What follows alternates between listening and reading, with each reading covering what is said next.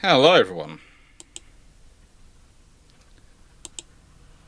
Tonight is top 5, bottom 5 crew-led implemented inventions adaptations of Royal Navy ships. And some of them are going to be contentious on whether or not they are crew-led. But I'm going to explain why, and some of the things that are crew-led about them. So yeah, fun times. Fun times had by all. Hello everyone, how are we all doing? I have power back. I haven't had power for most of the day, so it's been a fun day. But yes, we have power back. Some of these we are talking about purely about ship modifications. Some of them we're talking about other things within the ship design and structuring. And some of them we're talking about in terms of the conception comes from a certain portion of the crew. So it's fun. It is fun. It is a bit different than normal, but it is fun.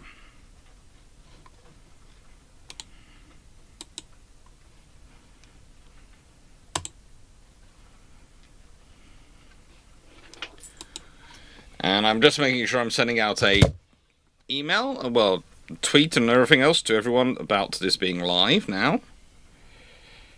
We'll see if we can't get that to work. Hello, Poodle. Yes, I know. I do notice you. I do see you. I do know you're down there.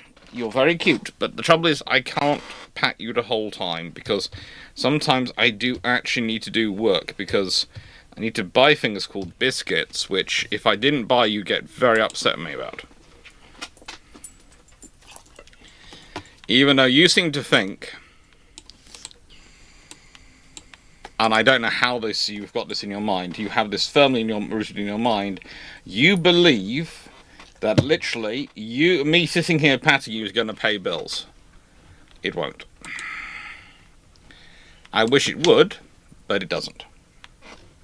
As cute as you are, it doesn't. Patting you does not pay bills. I cannot pay British Gas and the various other companies and things I owe money to at the moment with cuddles of poodles. As much as I would love it to be the currency, it's not. So, I'm sorry I have to actually do some work. And sometimes it's fun work, like talking to people on YouTube, which I do enjoy. So, 8-3. Yay, that works as login. Right. Let's go to new message, new post. Paste.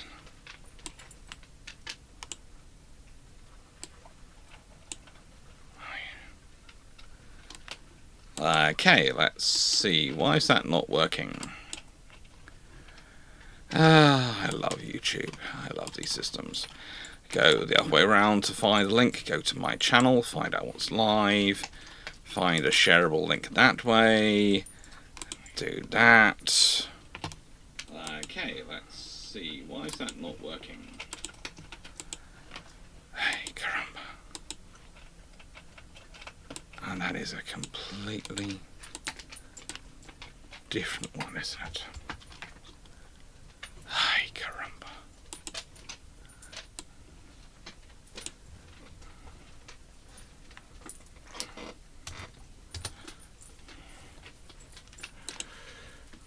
Now, and we've done. We have publicized. Thank you, Paul Amos, for being subscribed for 29 months. And hopefully that has gone live now.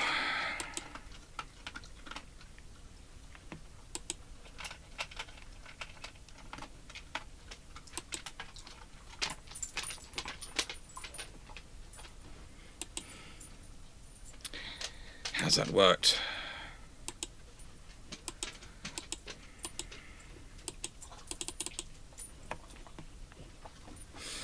Hello everyone! Okay, so now we theoretically have the social media side actually working of our enterprise. Theoretically, it's working. We'll see. We'll see if it's actually produced anything. Yes, it has. Something has been produced. We'll be happy with that. Something has gone out to say hello to everyone.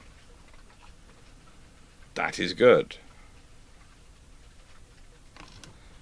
With that being said and that being done, so I can actually see the chat. I put that in the completely wrong position of the screen. I need to get a third screen. I need to get a third screen for the chat to just literally go up as a big screen so I can see it without me having to keep moving it around and various things, so I can literally just have the chat there. What would be cool is I could have one for, I'd probably actually divide the screen in half, and I'd half of it for questions when I have to, and brew ships and that sort of thing, and half it for chat.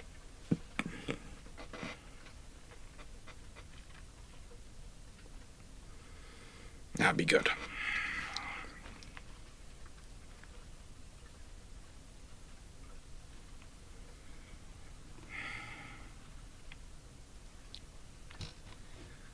Yeah, well.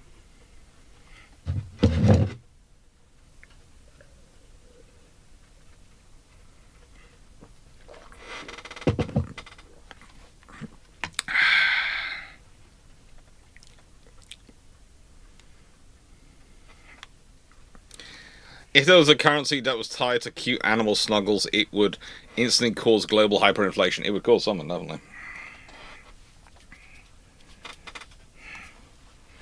Corgi used to actually go to bed happy. No. So, here is one of the fun things, right?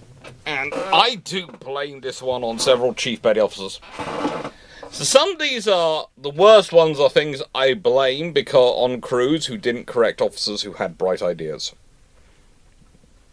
Because there were senior NCOs in the room with the officers.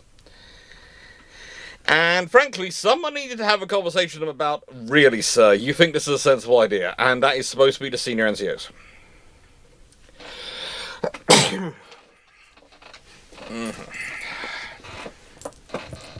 Now, yes, there will be a discussion on the Honda Point disaster at some point over the year.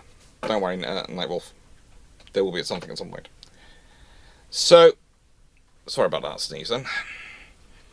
I have been having to crawl around in office in the roof and attic, sort of looking at plumbing. So today's been fun. Now, this is one of those innovations where you've got a submarine. Great. What can a submarine do? I don't know. However, we have a fleet. Let's make our submarines work with our fleet as a fleet submarine. Because then it can do reconnaissance and all sorts of things. Now what this actually leads to is a lot of submarines of your own submarines getting attacked by your own ships. Which is really not a good scenario to have. And also, it leads to you doing the same thing. It's like trying to put steam turbines in their coal and oil-fired forms inside submarines. Now, a nuclear reactor based steam turbine actually does work. Mainly because it doesn't also produce smoke. So you only have to deal with the steam, not the smoke. And the cooling, not the smoke. And that makes life easy and viable. But the reality is, when you're trying to make this work at this period, the only way you can make it work is with steam turbines, and you make it all work, and what is the advantage it gives you? Nothing. Absolutely nothing. It's terrible.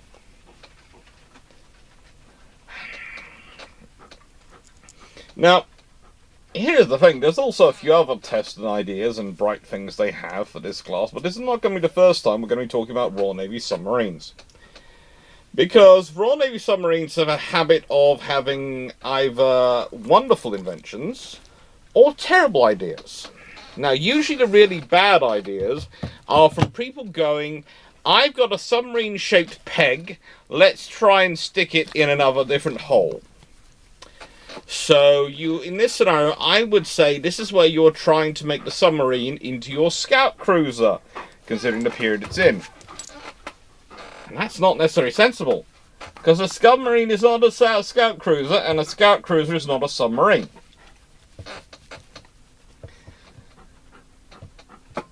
And the reason they are different, and the reason they are as kept as separate as they are, is because of their core performance capabilities. Yes, the idea of having a scout cruiser which can dive beneath the water and hide, and therefore not reveal its discovered information, and maybe be able to launch a sneak attack, is a great thing if you could make it work. And the capabilities of submarines at this period were not of the sort that they could make it work. They were not fast enough, at least definitely not underwater, and even the ones which were made fast enough theoretically on the surface were not fast enough for long, because there are ships that exist. There's also the fact that if you make a submarine fast enough on the surface, you're going to make it ungodly to handle below the water. There is a reason the K-class had the issues they do. Basically, you are trying to make something fit an impossible challenge, an impossible task.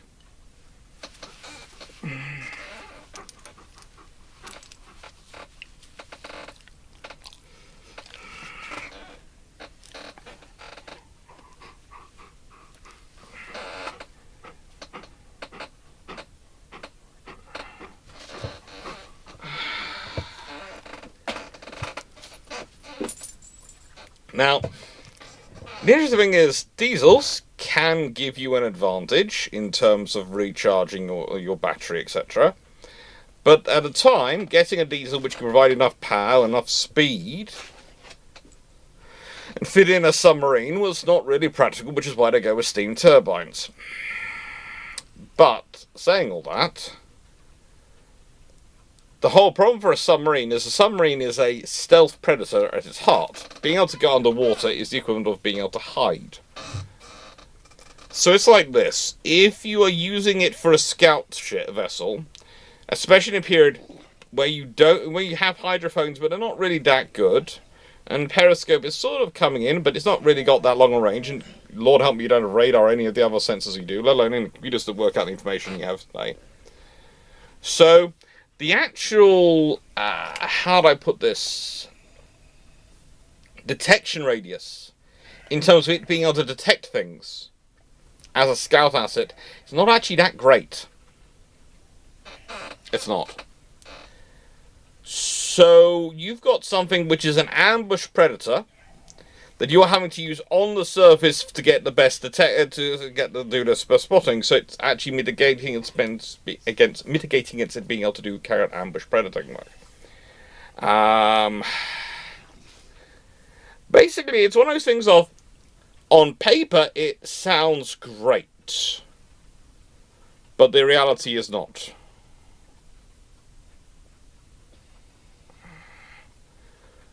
And Knight, no.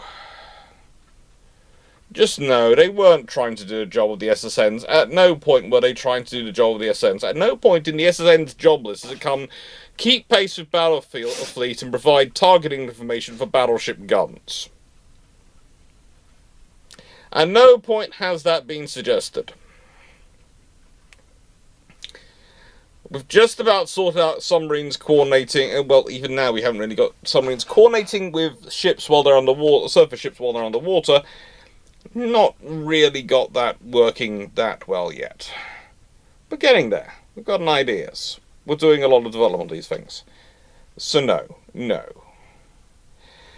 And though you have spotted one of the big problems of this, though, coordination with the fleet. Anyone want to guess what happens if a surface ship sees a large submarine silhouette on the water nearby it? Anyone want to guess what they tend to do? Especially in the early World War I period. Hit it is getting on there, Jonathan Moon. Anyone else? Anyone have bright ideas about what they do?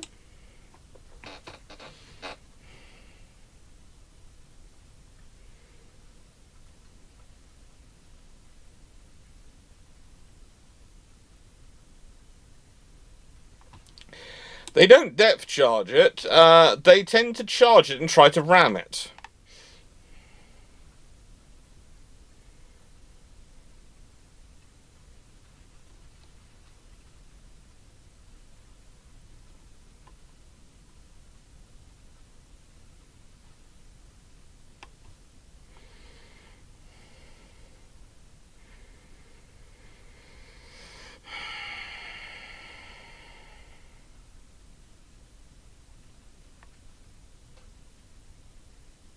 Yep, they ram it.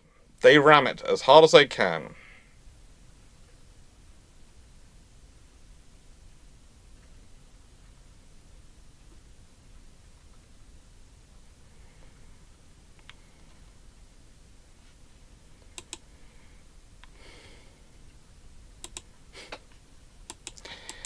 Okay. It's obviously, I'm just saying this because it just flashed up for me. And this is one of the reasons why I don't spend much time on Twitter.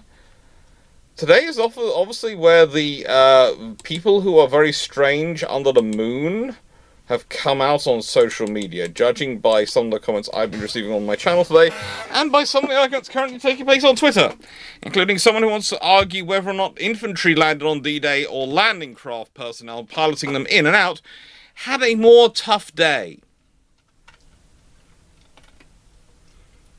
That's kind of like picking... I feel like being bombarded with artillery and machine gun fire while I'm in a slow-moving open craft all day. I feel like jumping off that craft and charging up a beach.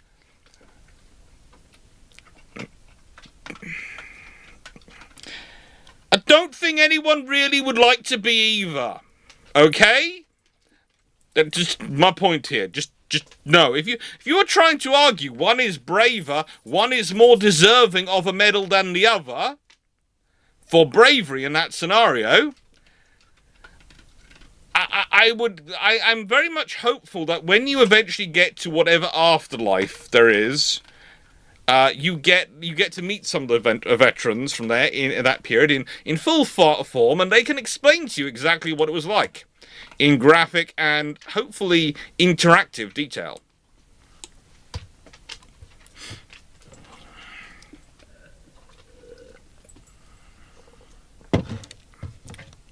Yes.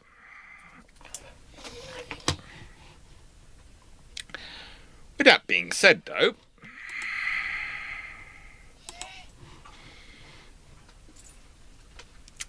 this is the beginning of tonight's discussion, because then we have the fifth best. And I thought the Marine Chronometer was a good one, because, yes, the actual mechanism and idea comes from a watchmaker, a clockmaker, who then shrinks it down slowly through multiple versions, generally called Harrison. And there are others who make them put their ideas, but, the thing is, what's often forgotten about it, and is written out of a lot of the stories, is how involved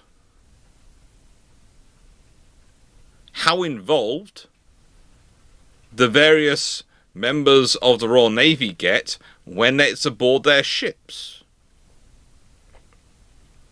There are lots of officers and also non-commissioned warrant officers who get involved. At several points, they're discussing the wooden case, and there's the master carpenter aboard, the guy who's the warrant officer in charge of the carpenter, the guy in charge of all the wood and the maintaining the ship is talking about it, is discussing the things with Harrison, and working through what kinds of wood are better. As they're improving it, they're working this through. There is some involvement from the navigating officers and all these things about the realities of their operations and how to make it easy. One of the reasons why Harrison's Harrison's Marine Chronometer does as well as it does is because he listens to the people who are actually going to be using it and goes, yeah, we need to get this to work. We need to make this sensible. And they do. They really do. Now, I'm going to be naughty for a second. I'm going to pop and blow my nose because I think it's still full of dust. I will be back in a second, but I think I'd better go blow my nose again. Otherwise, I'll be sneezing in front of all of you, and I don't want to do that.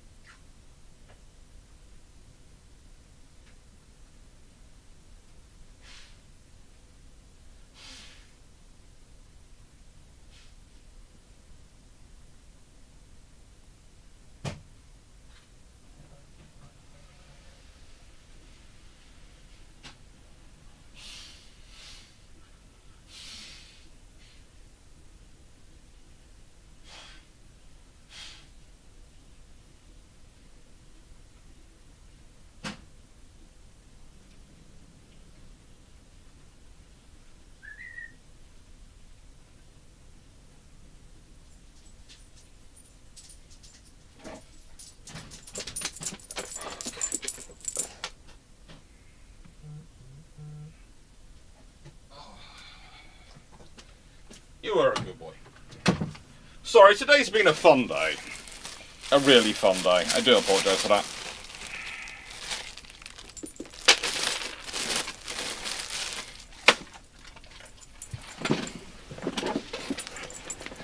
Okay.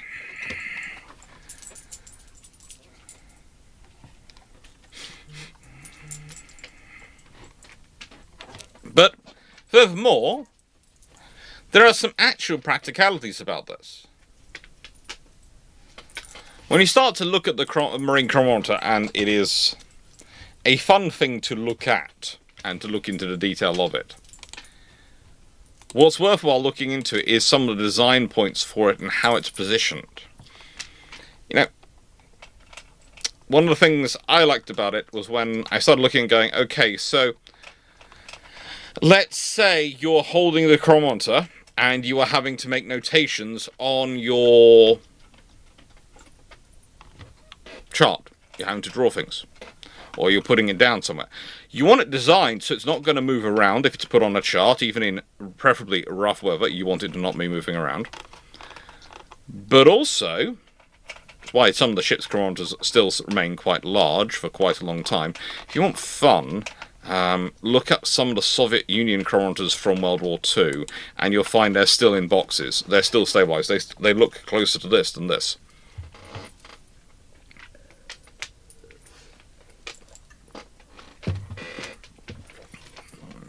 In fact, if I'm not mistaken, the last variant of theirs actually was after World War II and was still in quite a long use of their ships for quite a long time afterwards. Because it was reliable and it worked. And that's the thing. Sometimes you want something that's reliable and just works. But this is the H5, which you can go and see in the Science Museum in London. And realistically, this one is designed around being used. From about H4 onwards, they're designed to be like large pocket watches and able to be used by either your left hand or your right hand, depending on which other hand's busy. Which is why the controls are positioned where they are, why there are things positioned in the positions where they are. To make it so that you can use it with either hand, you can operate it with either hand, and you can control it with either hand. Now, most people will be using it left-handed, while using the right hand for writing, because that's what everyone was taught to be. Everyone's supposed to be righty, not lefty. These days we value being ambidextrous. It was different then. It was different. It was a different world, a different time. But, yeah.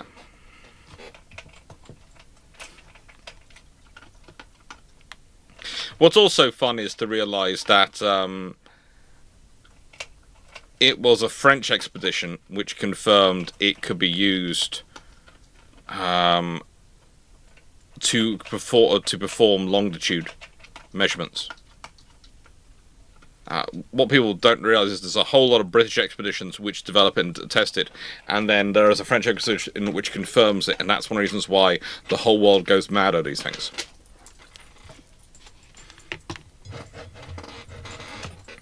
And the French are just obsessed with trying to solve this issue as the British. More so because of their style of command. If you consider the French believe in mission operation at sea, where they're going about their mission, which is why they're often charging around and the Royal Navy's trying to catch them and go, we want to fight you. And the French are going, we don't want to fight you. We want to just get on and do our mission of dropping off troops here or doing this and this. Fighting you is really secondary. And the British are going, no, fighting you is very important. It's almost a case of the British want the measurements so they can be sure where they're going to go and have the fight. The French want the measurements so they can be as efficient as they possibly can in the transit and the manoeuvre.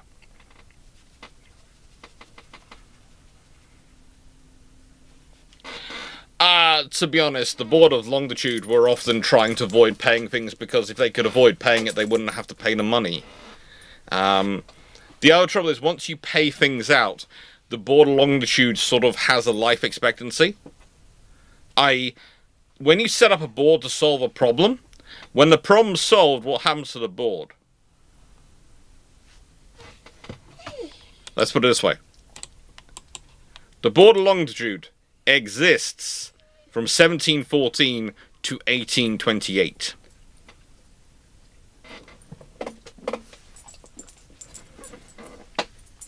It gave out several prizes over its time, but it tried to avoid giving out prizes, because if it gave out all its prizes and they were all confirmed as going out, then frankly it would cease to have a role in existing. One of the fun things is the board existed from 1714 to 1737 without actually really meeting.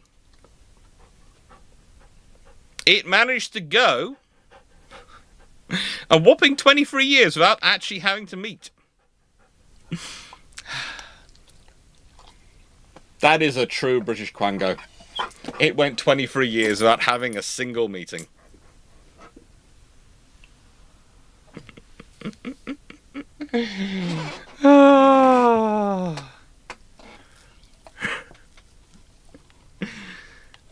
But no, it existed.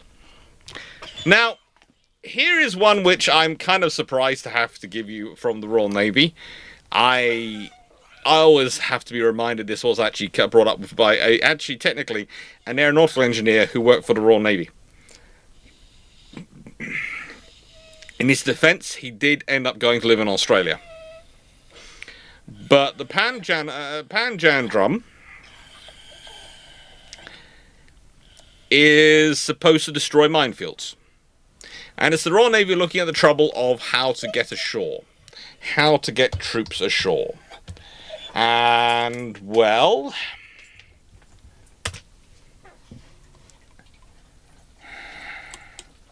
how do I put this politely?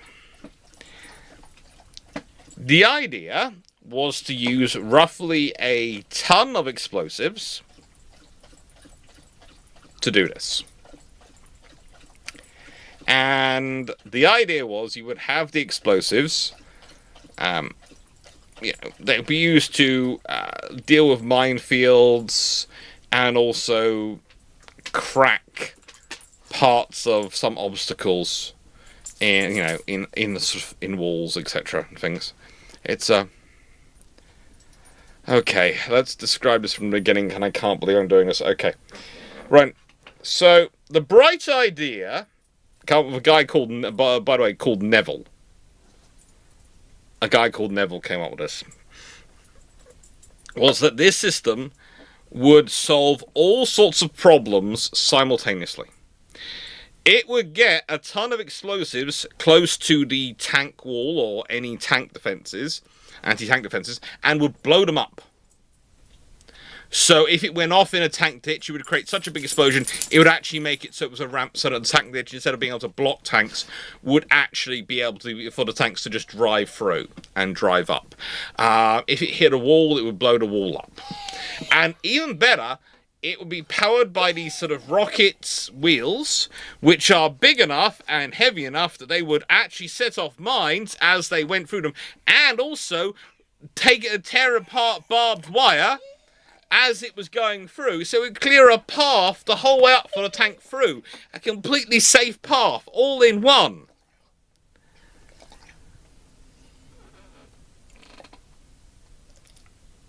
No. I know, it sounds like an absolutely wonderful idea. It is a truly amazing idea.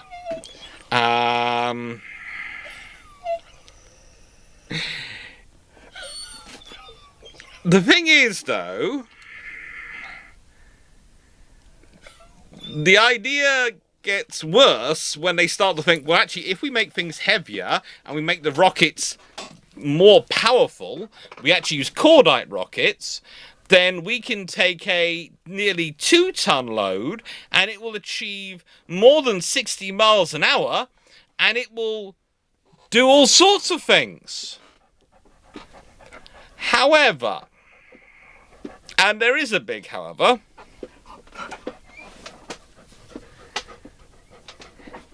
it was not really that secret. In fact, it almost becomes a distraction system.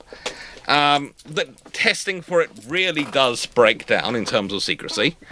You are not winning this fight. I am the papa. I love you, but I'm the boss. Down you get and stay. with the testing, for everything going on, they find that it has a disturbing habit to slop onto its side. Especially as you cannot really balance the cordite rockets that well.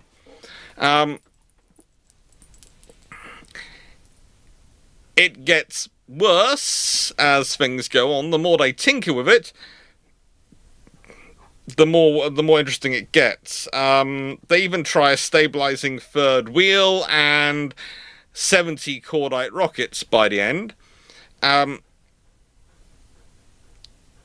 What was fun about it was when they launched it, it didn't just skim across the beach, it turned back out to sea under its own power.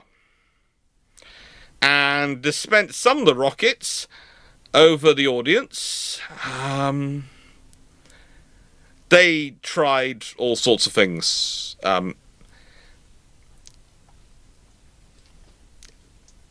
It was finally sent to a final test in January 1944, and, well, there's an actual quote available from the Secret War, which comes from a gentleman called Brian Johnson, who was there. And this quote is quite famous. It wanders around in a fair number of books and things. At first all went well. The Panjandrum rolled into the sea and began to head for shore. The brass hats watching through binoculars from on top of the pebble ridge.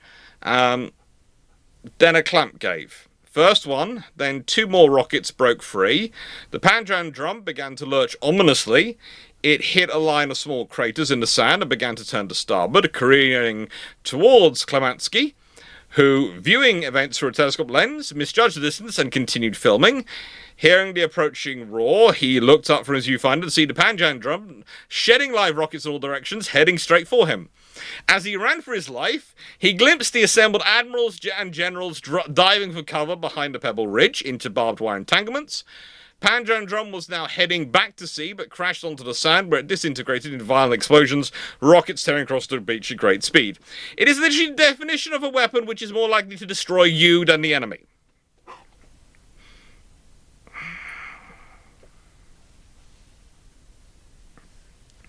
Now, I realise there have been some works which have suggested that this project itself was part of the hoax.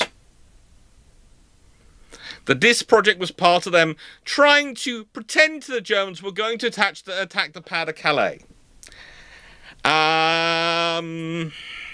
No. Sadly enough, no.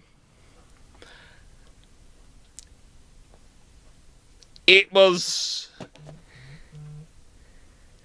some serious work. There was some serious work going on, and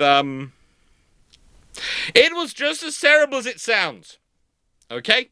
You have to remember, though, at this point, they had very great success with things like the bouncing bomb, etc., in their opinions, all these things. So things whizzing round were proving quite popular in the British development scenario, and so a lot of funding was able to be allocated to it. But, no, realistically, this was terrible. This was a good way to kill your own people. I have no doubt it would have possibly blown up quite a lot of mines, if they'd actually used them. But thank God, for everyone involved, they didn't use them. Because the original idea was you would have had one of these go off every single landing craft when they beached. They'd fire one in front of them. Whether they're carrying infantry or tanks, they would fire one of these. And,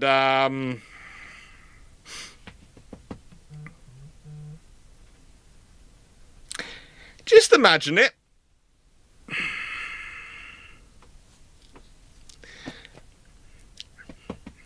Just imagine what happens to the beach with all these. Just imagine what happens to your landing craft if you're launching these. Imagine what happens in the water if one of them accidentally gets knocked off by the waves.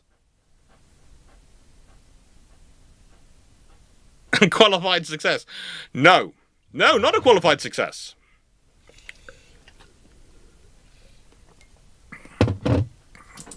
It's one of those weapon systems which I'm very happy they did proper testing on.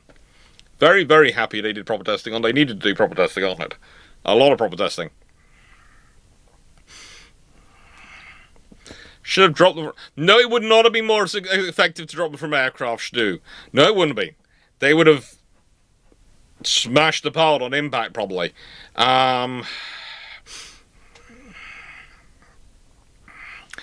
It was so many bright ideas. Rockets. We've got a lot of cordite. Let's use rockets. Rocket power. And we're basically carrying a crate of high explosive between it.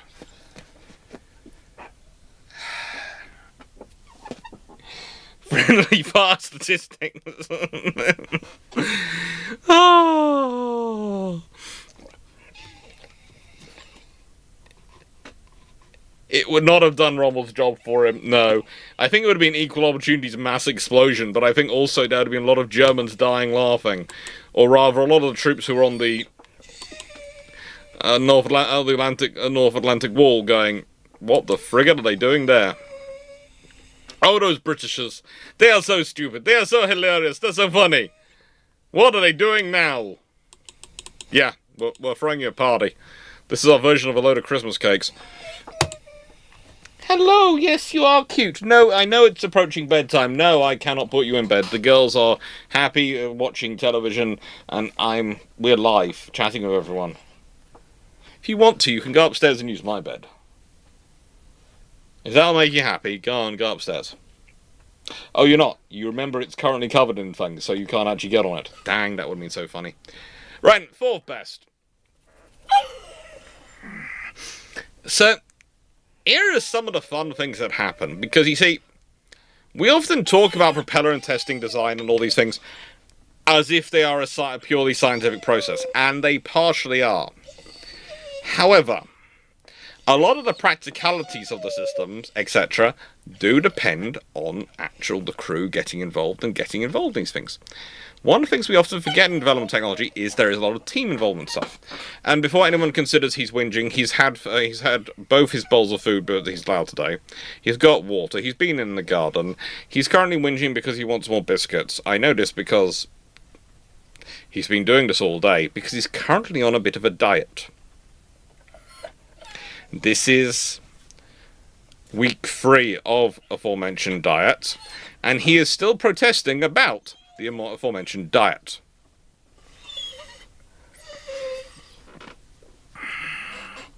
So,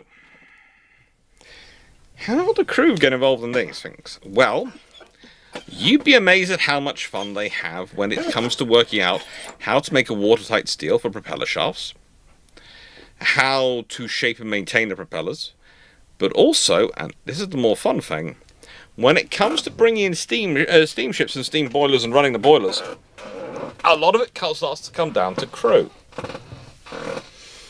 Because you start to need the chiefs to take on more and more. This is one of those periods where you start to get a lot more... Stop it. I'm working, I'm doing these things. You know that, and you know not to be naughty, okay? I love you dearly, but stop it. Now, a lot of development, a lot of testing has to take place with a lot of involvement of the crew.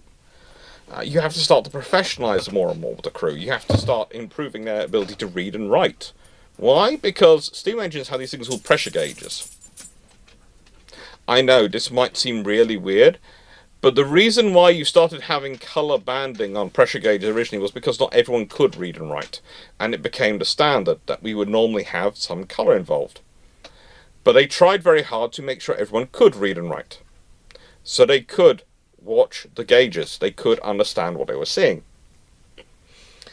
And as you start to have this increased in knowledge and understanding of the crews, you have to start working through things to make them work better. This is when you start to have a rise in better accommodation for crew.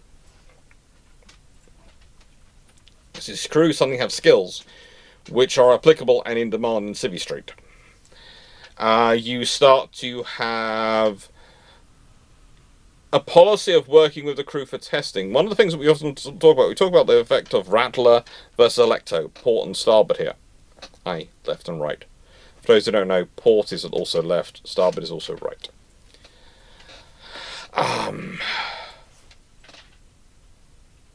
The thing is, the Rattler, her crew, or the crew manning her boilers, pumping in coal into them to give them power. Now, they're being run by a chief who is actually trying to give them a rhythm. He's trying to use traditional sailing shanties to make them work to a rhythm, to increase their efficiency. And that has an impact on this test. It's something which is discussed by the officers. Yeah, they don't think it's decisive. They're fairly sure it goes the propeller's way because that's a more efficient methodology. And that's fine. But the fact is, the propellers are more efficient on the Rattler, but also there is the fact that the crew are being more efficient as well. And that's important for getting the best out of it. You see, a lot of people, when you're talking about adaptations and inventions, they'll talk about the actual nuts and bolts or something, but how you use it is just important as what it is. Again, it goes back to that submarine at the beginning, the fleet submarine. Having a big submarine to do reconnaissance is great.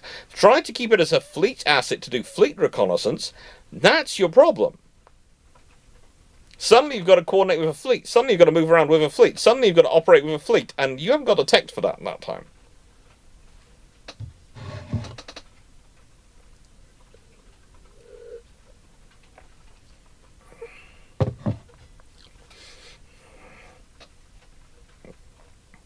And I would argue that in this time period,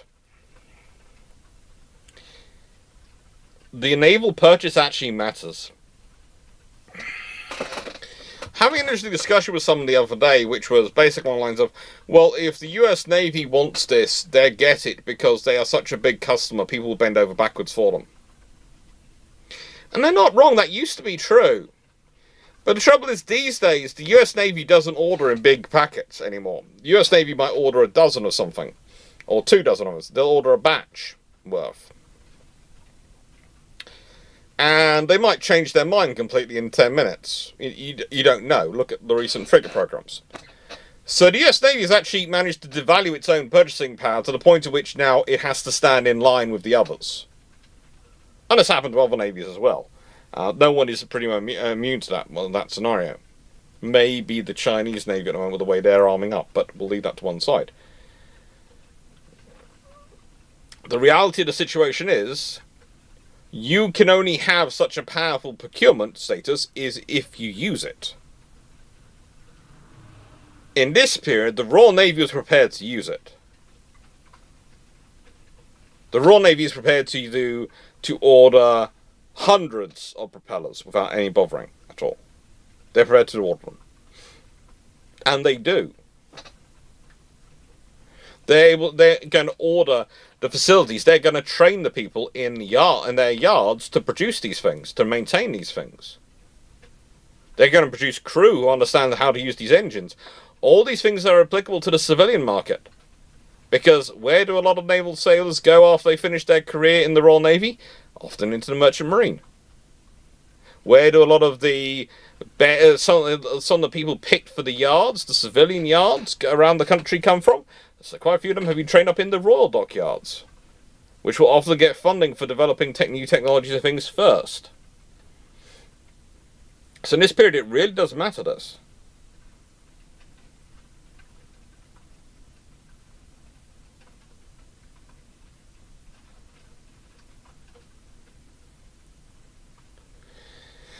And, well, it works. And for those wondering about the US and whether or not you can...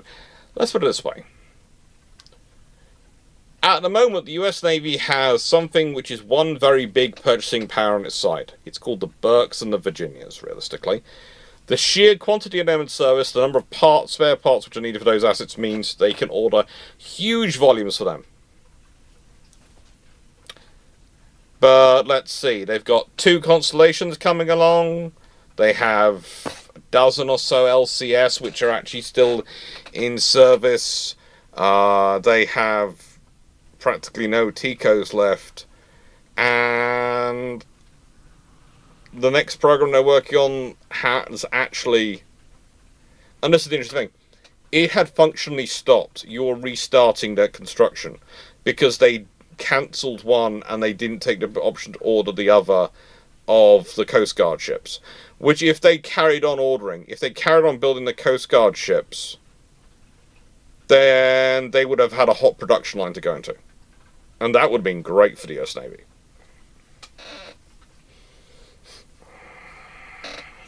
And don't get me started on the sheer quantity of beer the Royal Navy would order. Seriously, one of the interesting things about the UK is one of the reasons why we had such a strong brewery industry in the UK and such an experience of moving vast quantities of beer around was literally for the Royal Navy. The Royal Navy has been buying beer in bulk for a long, long time.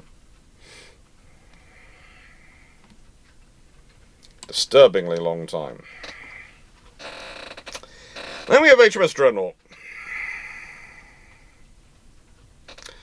Okay, this is not a crew decision, this is an Admiralty decision, but I felt the Admiralty stands like a crew. They are looking for a warrior moment. By the way, if you want a good example of a warrior moment, nuclear bombs or nuclear weapons, nuclear bombs are a good example of a warrior moment.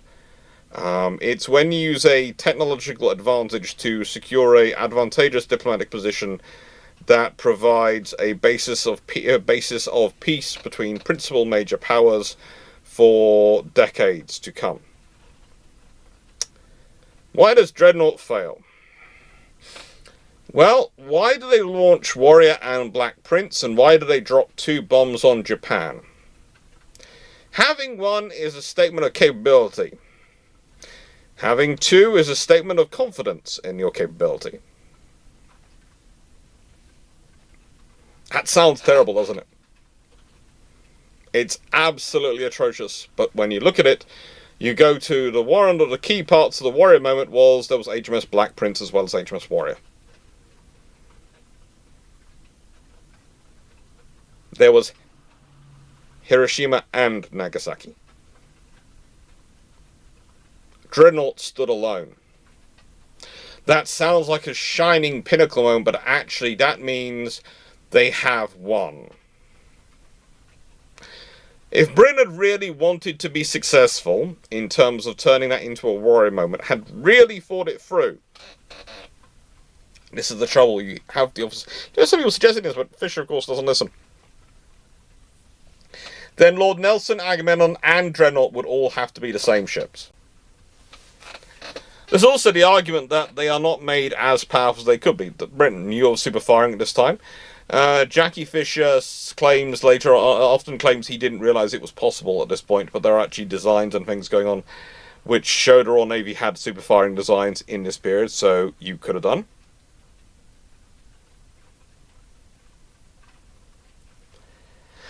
And so realistically, you could have gone with, even if you wanted to keep the waist turrets, which frankly I hate. But if you want to keep the waist turrets, you could have gone with a 6 12-inch gun Dreadnought with two on the wings, one on each wing, 2 turrets forward, 2 turrets aft, and so it could would be able to fire 8 guns forward, 8 guns aft, and 10 on either broadside, which would be pretty darn capable. There was also discussion of a little bit longer and adding a couple more boilers, and you could have made it a 24-knot ship. Now let's think about that again. The average, most battleships in this period, most of the Royal Sovereign types, i.e. the pre-dreadnoughts, they can do 18 knots. 21 knots is an advantage. It allows you to dominate, to decide the engagement range. 24 knots, that's a 6-knot advantage. That will allow you to not just decide the engagement range. That will allow you to position yourself wherever you like versus that ship.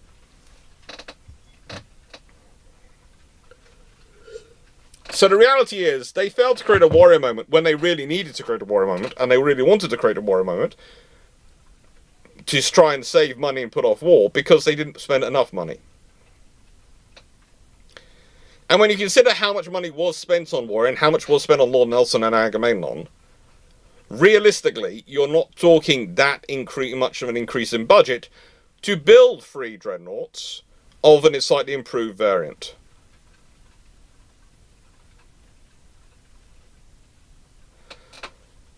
You could also have gone for a 13.5-inch rather than a 12-inch gun, because there is a 13.5-inch available, at similar levels of development as the 15-inch 42 later would be when it's employed.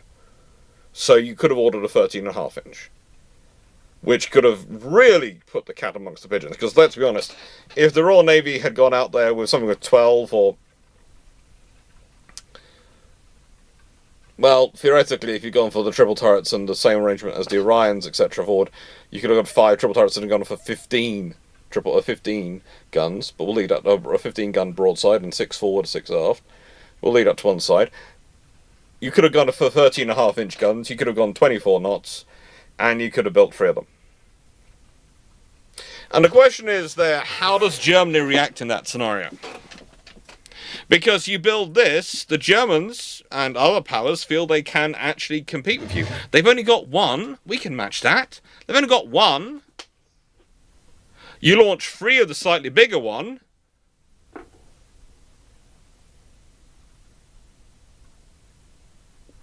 Well, everyone's sort of looking at going, okay, can we match in with that? Well, no, we need something bigger than an 11-inch gun for that, because let's be honest, 11-inch gun. No one is going to believe an 11-inch gun matches in against a 13.5-inch gun. They're just not.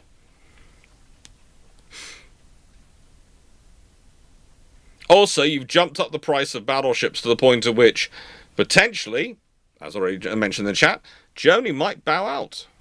Because you always have to remember, the competition is not realistically between the Royal Navy and the Kaiserlich Marine. It's between the Royal Navy and whatever portion of the German defense budget the Kaiserlich Marine can secure from the army. You bump these ships up too much in cost, the Kaiserlich Marine's going down.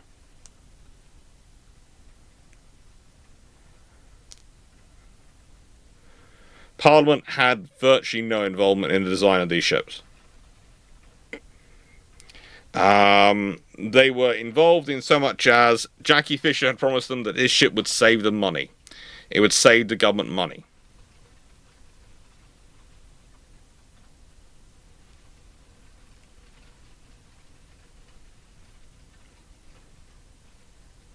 It's not revisionist history, Michael. It's the scenario that would have made sense, because again, we can go back to the scenario that went through with the Warrior moment. Why did they build 2? Why did the Royal Navy... And in fact, actually, the Royal Navy are technically ordering 3 of the Warriors. They build a 3rd Warrior on a slightly different design. The Royal Navy do that in response to Gloire. The French are building 1, which turns out to be not as good. The British building 3. Why? It's basically its basic status of. Also, there's the whole generative of capability of you guarantee 1 being available at any one point, or if you have 3. But also, you go, well, yeah, you can build 1 of these. We built 3. In the Dreadnought scenario, if you build 3, you build 3 of them. The Americans are working on their ships, which are sort of semi-dreadnoughts, and all these things. But everyone's going to look at it going, oh, fudge. Oh, Dreadnought was not revolutionary.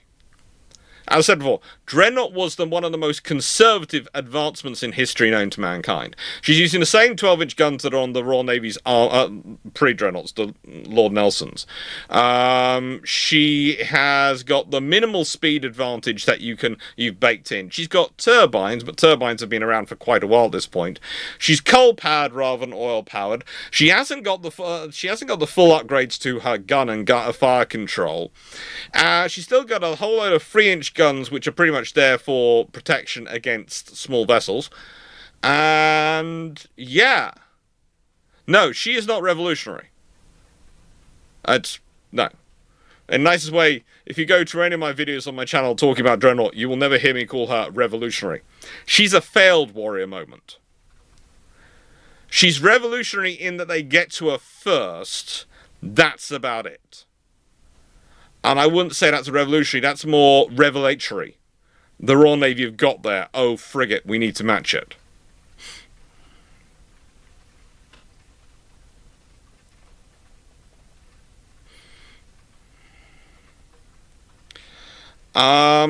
Honestly, the largest guns you have available that have been tested to the level which would require for the Royal Navy to adopt them would be the 14-inch guns from Ellswick. The 14-inch 45s that Ellswick Ordnance Company is offering, which are about the same level of development as the 13.5-inch.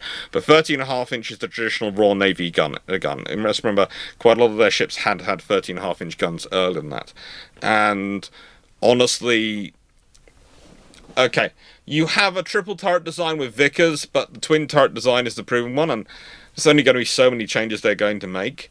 So I don't think as much as I'd love them to go for the 15 gun version, I don't think they go it. They go for the 13. They go for the 13 and a half, and I think they go for the 12 gun arrangement, because that then gives you 8 firing forward, as said, 8 firing aft, and a 10 gun broadside, and that's more than enough, though. Let's be honest. If you had that many on a ship in 1906 coming into service, and you had 3 of them coming into service, Lord help you if you decided to build 4, which was actually the normal number of battleships the Royal Navy was built. They were literally saving money that year by not building the 4th. The whole joke was, you build Dreadnought instead of building 3. You build Dreadnought, that takes the place of battleships 3 and 4 that you normally build. You normally build 4 a year. And all of them going 24 knots. That is, at the time, revolutionary. And that would be, at the time, startling to everyone to go, oh, frigate. But also, I would like to point out that Warrior herself was not revolutionary. Warrior herself. You're talking about an armoured ship. Lots of people have been working on armoured ships. You're talking about a ship which has steam engines. That's a lot of ships like that. A lot of ships have propellers, all these things. It's not revolutionary. What is revolutionary is the size and scale of bringing that together. And then building 2 of them.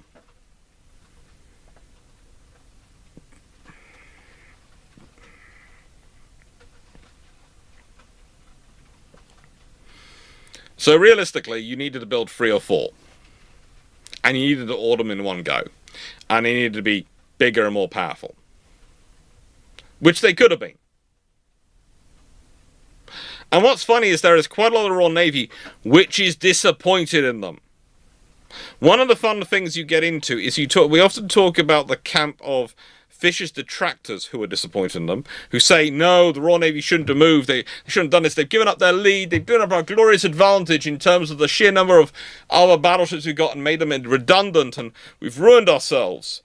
And you've also got on the other side, officers who are looking at going, this is what officers like Scott were saying, we're going, what the fricketing fudging ship is wrong with you?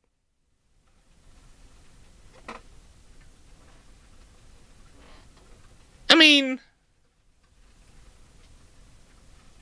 you've wasted what could have been a perfectly good advantage on something which is basically a warmed over version of what's gone before.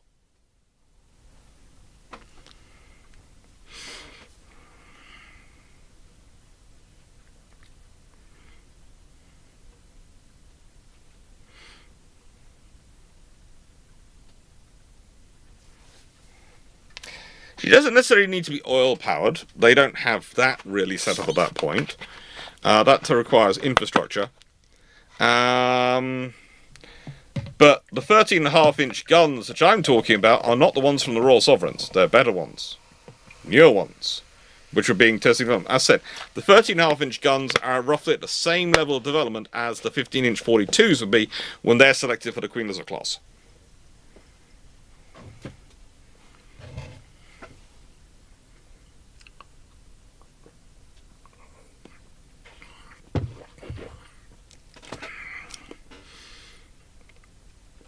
Now, the other interesting thing, though, of course, is if they could do 24 knots, and that's not outfavourable, then your starting speed for your battle cruisers is going to need to be about 30 knots. So just think about how you're going to have to shape a battle cruiser if you end up building them. If they're all going to start, the starting entry point for them is going to be 30 knots. That'll be fun. That'll be a fun, would be a fun point of history. But realistically, yeah.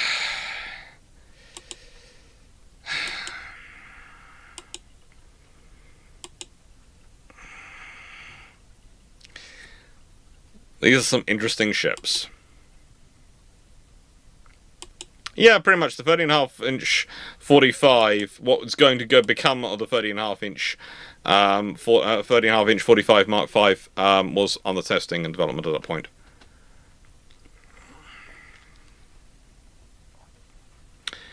They didn't go all the way because they were trying to save money. You have to remember, instead of this being marketed to the government as a tool for conflict deterrence, a tool for peace, a tool for providing security, it was marketed as something to save money. When you are marketing something as a methodology of saving money, it is not going to get gold-plated in any way, shape, or form. And the idea of what could be gold plating to you could be very different than what's gold plating to someone else.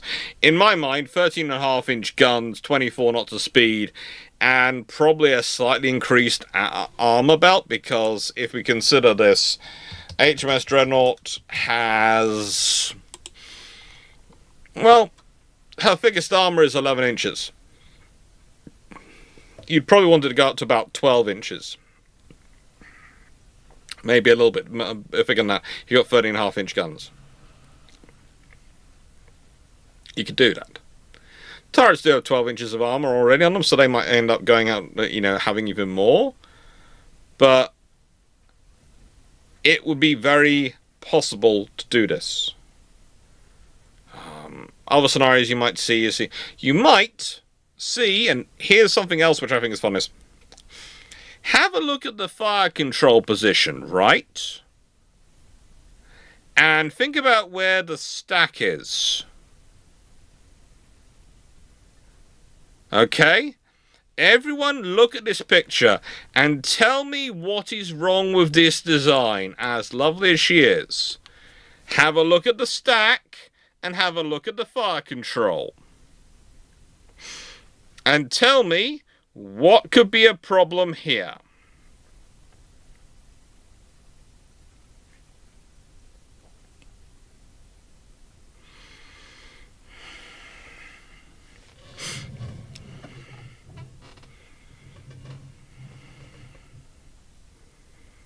Yep. So realistically, again, they needed some thinking to be going on. They needed some thought process going on in this development, and there wasn't enough. Because in many ways, the senior officers shut out a lot of the junior officers. Fisher realistically was incredibly good at doing this. He tended to want to work with people who agreed with him. And when Fisher was right, he was very right, and you could understand people agreeing with him. But when he was wrong, he was wrong. One of the interesting things is you start talking through... You talked this through with Jellicoe, who was in the gunnery section at this point, and you talk with the various officers who were in various points in the naval architects, and they were going, "Yeah, we should have had the tower, the spotting tower forward of the first stack. We should have had guns super firing forward. We could have had them super firing aft. We could have done all sorts of things." The reason they have wing turrets is because Fisher doesn't believe triples are possible, and he doesn't believe super firing is possible, as what he officially claims, and therefore, he needs 6 guns firing forward for salvoing at long range. Now think about it, if you had gone with the triple turret arrangement, you could have had, and super firing, you could have had 2 triple turrets forward, which means you can start narrowing the ship down. If you narrow the ship down, and you also increase the length, because let's say you have 2 turrets aft and you have 5 turrets overall still, but they're 5 triple turrets, and you can do 15 guns, broadside, either side, all these things, lovely. Well, you're going to have an increased length to beam ratio, which makes your hull more efficient at getting speed in the water. Because the longer it is the ratio to beam, there is a certain limit to which you cannot sustain the actual hull without breaking in half, but broadly speaking, longer to thinner equals faster. Shorter, fatter equals more maneuverable. Balancing, maneuver, and often more stable. Often, balancing maneuverability and stability with speed are the where you judge your length to beam ratio should be. So again, that would have helped with getting it 24 knots, because if you get rid of the wing turrets, and you have triple turrets, and you're building around length and all those things, you end up with a longer, thinner hull overall, and yeah.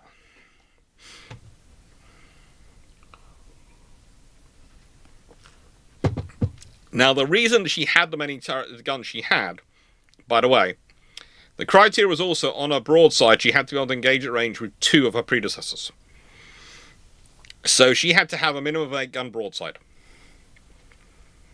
A minimum of an 8-gun broadside. So a 12-gun broadside would give you engagement of 4. A 15-gun engagement on a broadside, especially the 15, 13.5 inches, which would be equivalent to carrying 20 12-inch guns in terms of broadside weight, would mean that she would have had the firepower equivalent to 5 pre-dreadnoughts.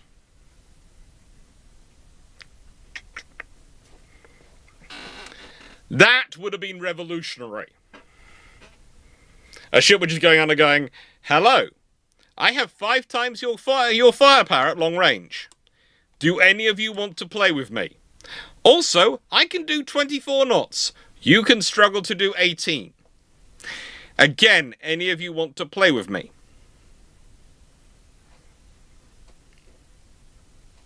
No one wants to play.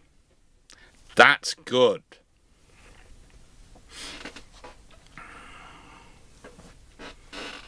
But that, of course, leads to a whole interesting scenario, because you have the scenario of either the Germans crash out of the Anglo-German naval race at that point, and if that happens in 1906, then that's going to change a whole run-up to World War One. If World War One takes place as it did historically. And also, you're going to also change the whole of the qualitative race between Britain, Japan, Italy, and America.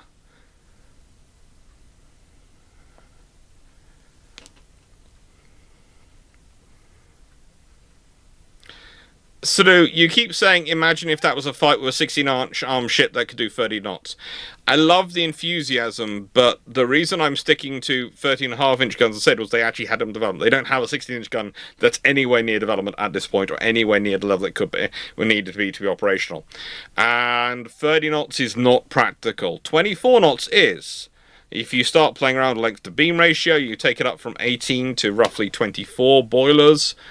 You can achieve 24 knots very easily with the technology they have at the time.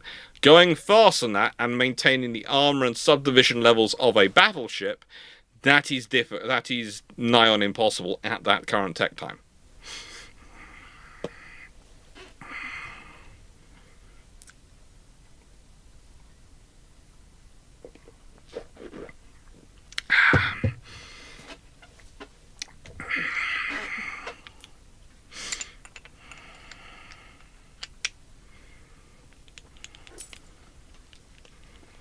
Well, I know there's a lot of people discussing now if World War One was a powder keg, which was definitely going to blow, but the thing is it? 1906 would be 8 years before war began. If there's no naval race for those 8 years, and you've got the issues with Russia going on in the world and what they're getting up to, it does the Entente stand. If Germany is no longer building a navy to cause Britain trouble, Does that cause? Do they get involved, or do they go? Are they like during the Franco-Prussian War, where they are basically a benevolent neutral to one of the powers?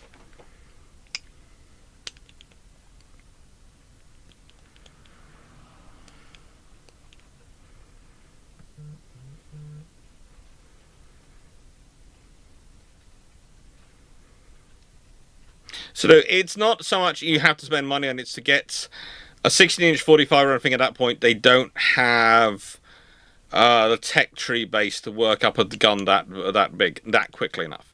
Again, you have to remember, with the pace of construction going on in the world, they pretty much they order this ship in 1905. Her design is pretty much stabilized in 1905. She is laid down in October 1905. She's launched in February 1906 and is commissioned in December 1906. So quite literally, we are talking about a ship which is built from parts which are available in a little over 14 months. From laying down to commissioning. So that's your other criteria. What is available?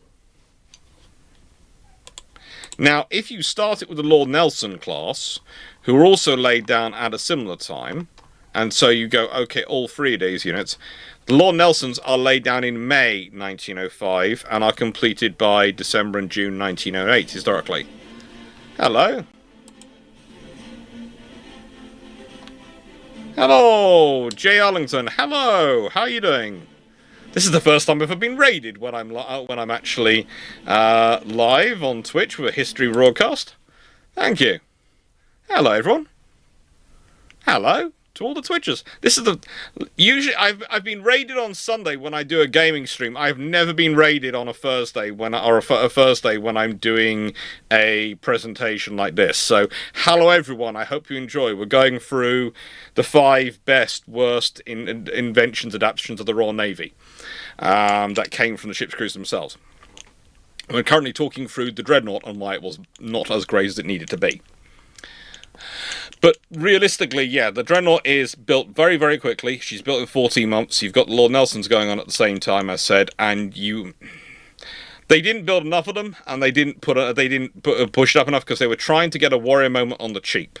And a warrior moment is when you use a technological burst of, okay, we've got this high technological capability to secure peace between principal powers for a few decades. The atomic bomb is another example when this was achieved. And realistically, the British government cheaped out. Whereas with Warrior, they ordered Black Prince as well, and they had a third and a fourth, and they were very quickly building more.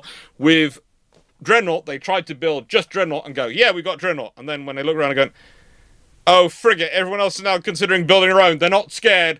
Panic! And that's why we end up with the naval race and all the other issues we end up with, because basically the British government managed to shoot themselves in the foot.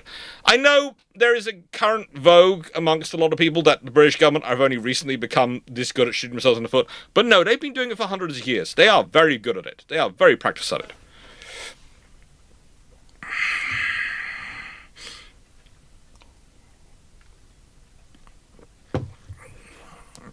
Hello, everyone. Oh, I've met my follower goal. Thank you. Thank you.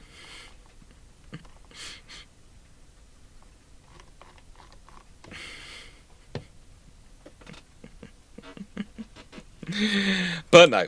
And now we go to Shameless Book Plug. And actually, one of the inventions today is actually in my book, which has been out for a while. There is a new book coming. But more fun, there's going to be a conference in Leeds soon.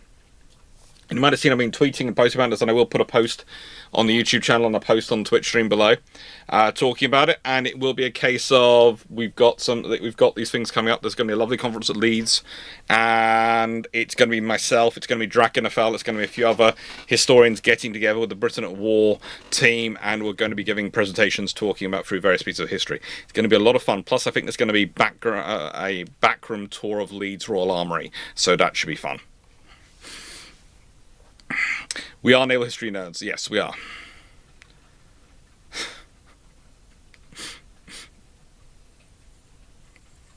But yeah, it's a fun book. But yes, that was Warrior. Now, normally what I do once I get to the Shameless Book Plug is I open up and I make sure I'm taking questions from the chat. And if someone can put into the Twitch channel how you put questions into the chat and how I get them, that'd be really helpful while I fire up Discord, which should have the questions in, because the bot is running. The bot is running, he says. The bot is running. The bot has been taking questions.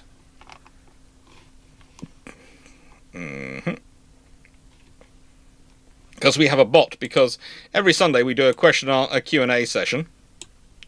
And it's showing up, that's good.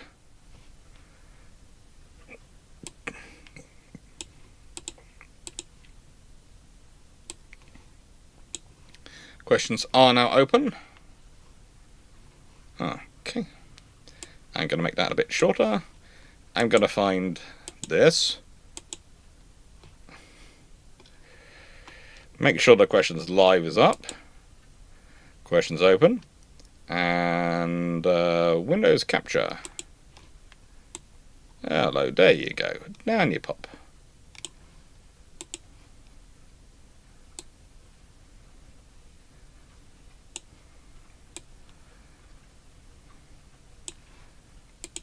And that should be there. And when I press Q release, that should work for me, he says. It should do. It should do.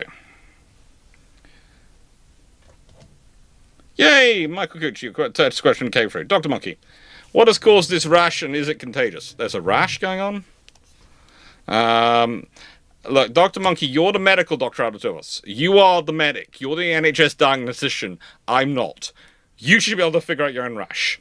I'm first aid trained. Basically, if there's a funny rash near me, I'm sending people to the medical doctor. I'm basically there to deal with cuts and bruises and put people into the recovery position. Maybe hand them stuff so they can deal with their things like a nosebleed. I don't think I'm allowed to actually now.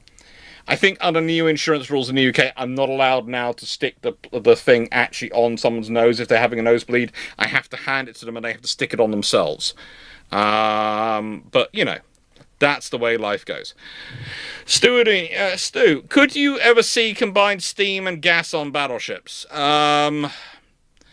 Theoretically, if with the way jet engines, etc., and those were coming in, there is that theoretically in the scenario where war holds off and doesn't come until the 1950s, you could have seen combined gas and steam.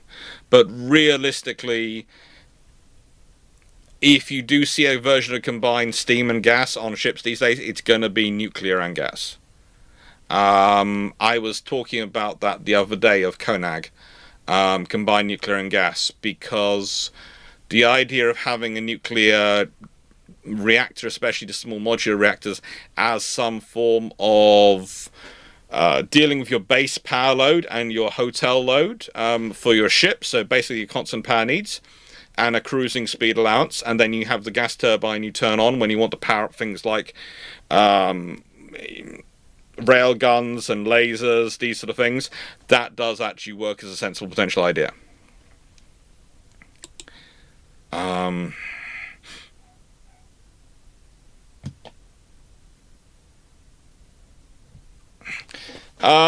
So what makes the Panjandrum less worse than the K-class?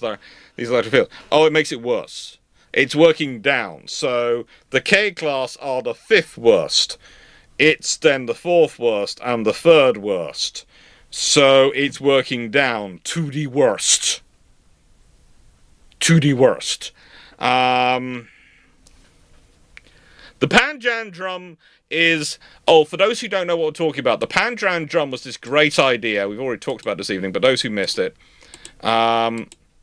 the idea is you have basically a cartwheel powered by rockets and carrying about a ton of explosives on it. And it was going to go through the enemy beach defenses and blow up against the wall. It is as nuts and stupid as it sounds. It really is. It's as absolutely bonkers. It's as likely to kill you if you launch it as it is the enemy. It is terrible. But it is there. It is there. So the Clay class are the least worst of these options here.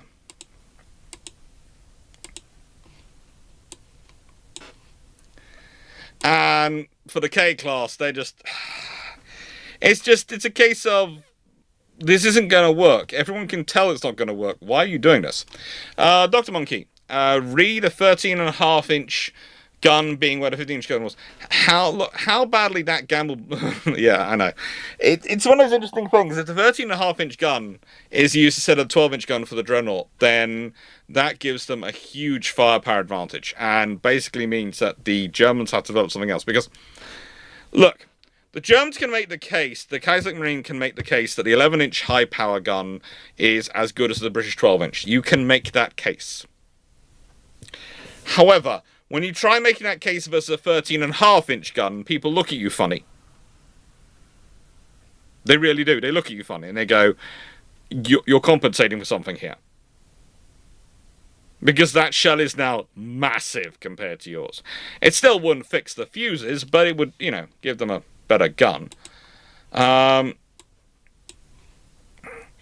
Slayer Duff, who are some of the most prominent naval families in Britain? Look up the name Henderson. You will find there are a lot of them.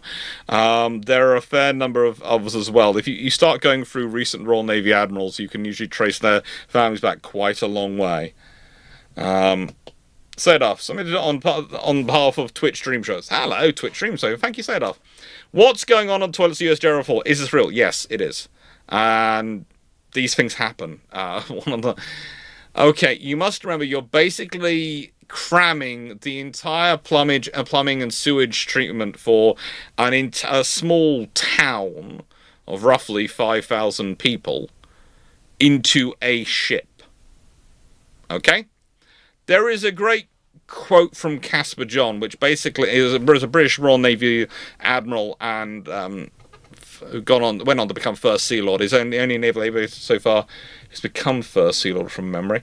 And he basically describes an aircraft carrier as an RAF airbase, a sector command post, all the facilities for them, all the power generation plant, an air defense site, all these things wrapped up in a box and with the aircraft flying off the top of it.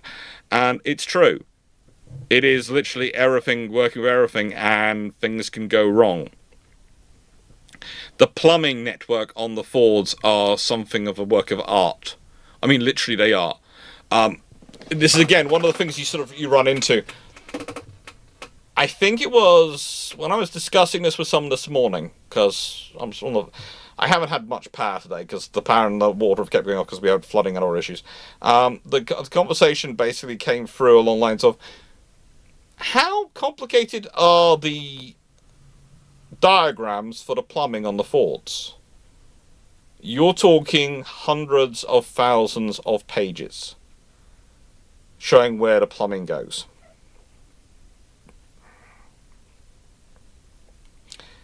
And also, I would like to point out, these aren't the first ships that have had toilet issues. It's a running joke, but yes, some German submarines did manage to sink themselves by flushing the toilet. And some British submarines came awfully close. It's one of the things of making sure you have the toilet system designed correctly matters.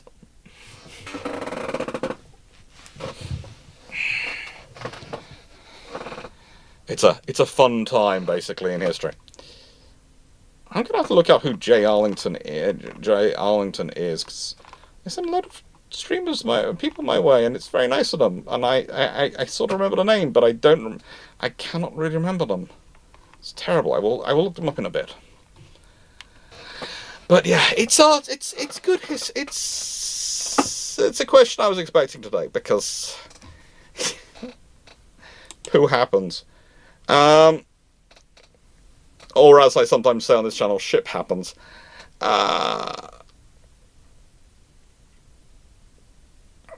Yeah. Oh, cool. Well, yes, I've heard of Jay. It's one of those weird things of, I've heard of Jay, and I think I know who Jay is, but I'm not sure if is it the Jay I think it is? If it is, yeah. Let's talk about a Vassar incident. Oh, that'll be the fun one. Cool. I'll have to make sure. I'll have to make sure I catch a stream. I think it is the one I think it is. I think it is the J I think it is.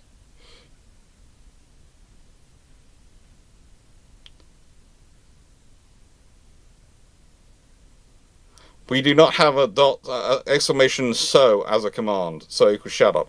We will have to, I'll have to put it in. I'll have to put it in. I'm still getting the Twitch streaming working. I admit that I'm constantly learning stuff on Twitch. And constantly learning stuff on all these things, because I love doing history engagement. Yeah, Sweden was one of the leading powers.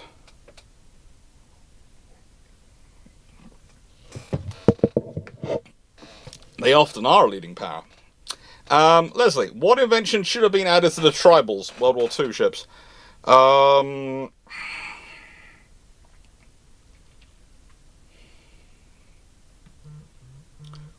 What they needed was the 4.5-inch gun. They needed the 4.5-inch dual-purpose mount. And basically, they should have taken the same mounts which are being fitted to the Ark Royals and fitted them onto the Tribals. You had the space, you could have done it. And that would have made those ships absolutely murder for aircraft when they were attacking them.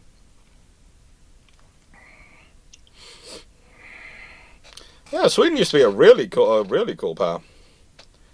Right, I'm going to say we'll do more questions when we get to the end. I've minimised that, hopefully, but I will just make sure it stays minimised. Maximise this out again. Questions still open and still taking more in. Third best, copper sheathing. Now, here's a fun thing for you all. Do you know that copper sheathing isn't the first metal that was used on ships? Now, the first metal was lead. They used to do lead sheathing before they did copper sheathing. And the thing is, though, the lead sheathing reacted with iron nails and tended to cause your ship to fall apart. The Romans found that out, as did a few other nations. And that's a problem. But lead was continued on for quite a long time. Lead was one of those things it was continued for quite a while because it was a way of trying to protect your hull. And you see, pretty much all of this is about protecting your hull. It's about also reducing the requirement for maintenance. The requirement for taking your ship apart and rebuilding it, or the requirement for dragging your ship up onto a beach and cleaning it, which requires crew, time, money, and is really, really dangerous. Here's one of the fun things. I was having a discussion with someone a few years ago, and I scared the living daylights out of them when I told them that roughly a third of all shipwrecks, which are beached wrecks, were not ships running ashore during a storm. They were ships which had been beached to be careened, and it had fallen over, and it couldn't be got back up. They are literally ships which have managed to be brought ashore for maintenance, have fallen over, broken themselves, and no one can be bothered to repair them. That's how dangerous it is careening a ship out of a dry dock. So yeah, lead was used. All sorts of things being tried over the years. The trouble is they like to anodize a lot. And all this is about working with your crews.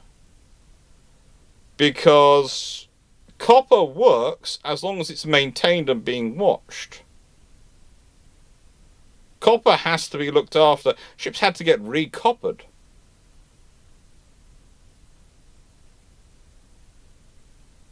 It's one of the fun things. If you go to the Cutty Sark, you get to see a really nice copper hull.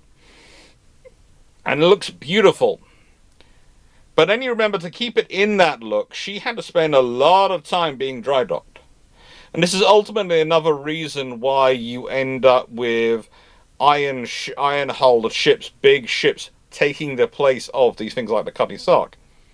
Because as fast as the Clippers were, and as cool as they are, and by the way, if you want to look up some really good images, and this is something which I would have loved someone to have actually done some work on, either with AI or graphics or any of the things, of turning those images into something which is a movie, would be the amount of times in storms clippers would overtake ships with engines and propellers, because they were very fast.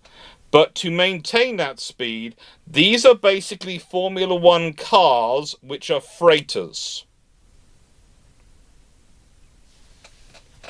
Okay, let's go down over that again. They are the equivalent of a Formula One car in terms of their aerodynamics and obsession with it, but they are a freighter. They are a ship which is designed to carry goods. High value goods, but still they are a freighter. And so, yeah, imagine the expense of maintaining that.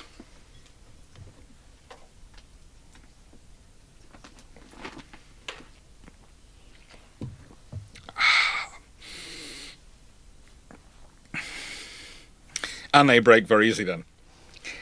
Yeah, they can break very easily, Verdun. This is one of the other troubles with the number of cutters you have around the world. The number of clippers, I mean. The clippers got into trouble. And this is why also clippers weren't tended to be used for warships. They were... Again, there's also this game, of course, of... does anyone think... okay. Here's a question for you.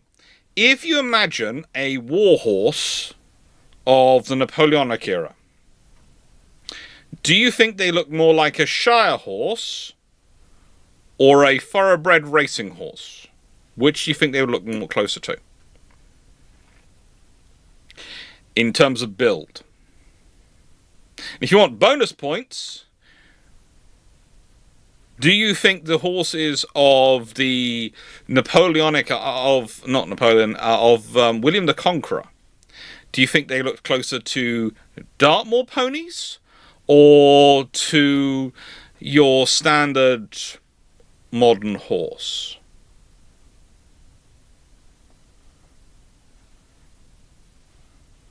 Be really interested to see what people put in the chats, whether they go for Shire horse or whether they go for race horse.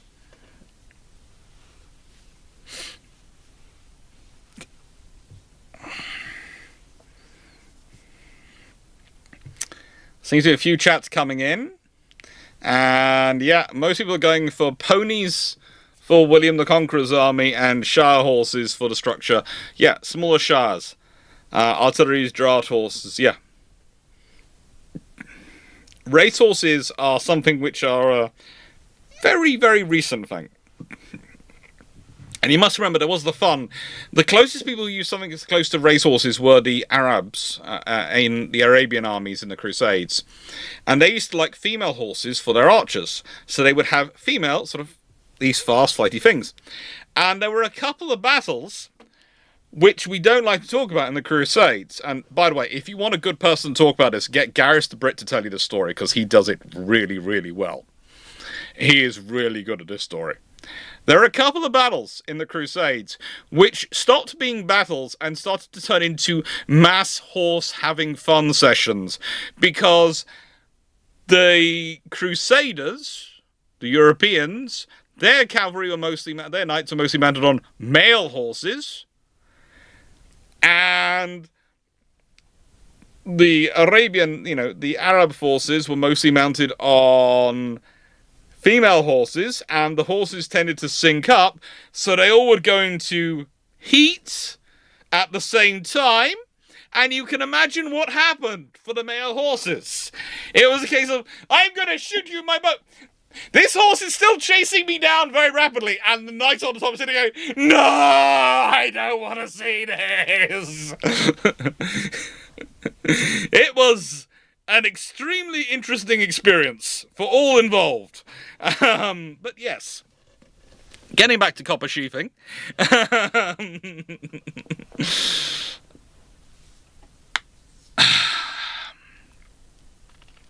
Now, the copper sheathing did not fall off in days or weeks, as Dave Harrison put in.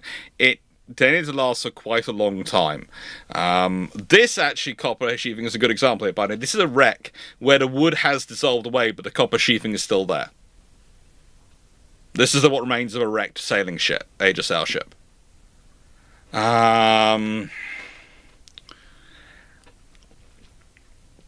In terms of most of these ships, you see, the copper would be put in not with lots and lots of little nails, lots and lots of little copper nails to hold it in. So it would be really studded in place, and it was also often shrunk into it. Yeah, so it would stay.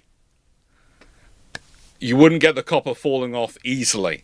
Storms could cause you damage, but it would last for a long time. And this was the advantage Royal Navy ships had, as a rule, over their French counterparts, especially as time went on, because the Royal Navy spent the money to sheath their warships up, and the reason they did was it allowed them to reduce their crews again.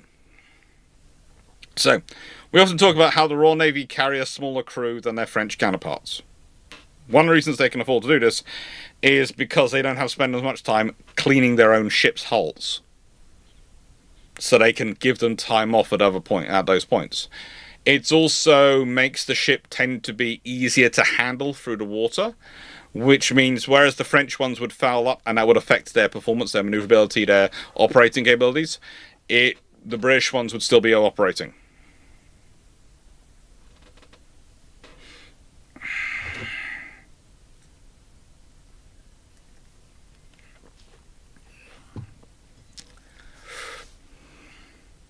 Thank you, Paul Amps. Copper is nailed with a copper square tacks with a layer between copper and timber. Yeah, they are supposed to be square, but if you look at both these ships, they sort of don't always look square when they're in there. It's a fun thing to get into. But I do recommend going and looking at the Cuddy Sark. It's a good thing to see. It's really quite fun to wander around. I think I've wandered around it with quite a few of my ship-shape colleagues at various points. Let's go for the second worst. Submarine carriers. This is just a terrible idea, okay? It is just a terrible idea. It comes back so often to the same point. What is a submarine's advantage? Its ability to hide below the water. Yes, that's great. To do that, it needs to be able to dive. While it's launching and recovering aircraft, which takes a while, can it dive? No. This is a bad, bad time.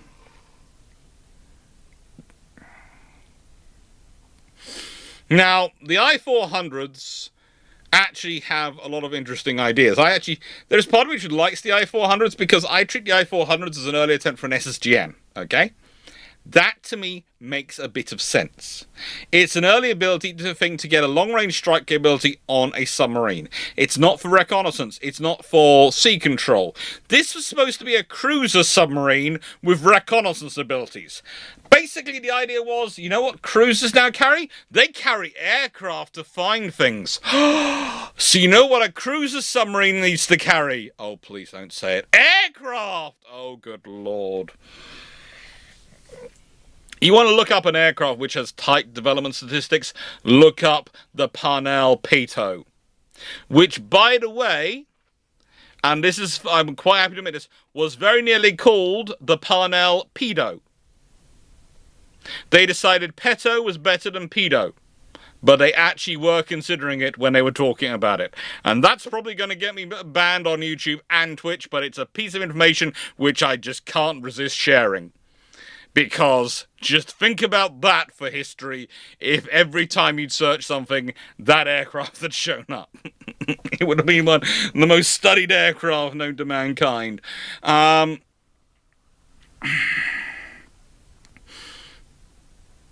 Yes.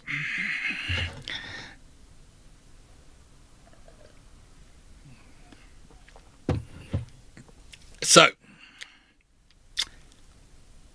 submarine carriers. As said, the I-400s for a strike mission are a potentially interesting one. They're a potentially interesting capability.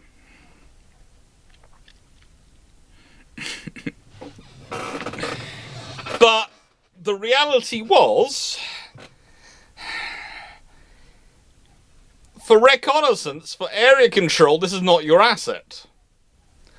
The other problem with this was that every time they did actually find anything, the M2 actually couldn't catch up to that thing to do anything. You see, what it's got to do is it's got to be guided in by the aircraft. It's got to go on the surface because it's faster on the surface than it is underwater. Then it's got to dive. It's got to try and get ahead of the target, dive, and then stand again in position underwater to attack. Can we all see what the problems are with this one?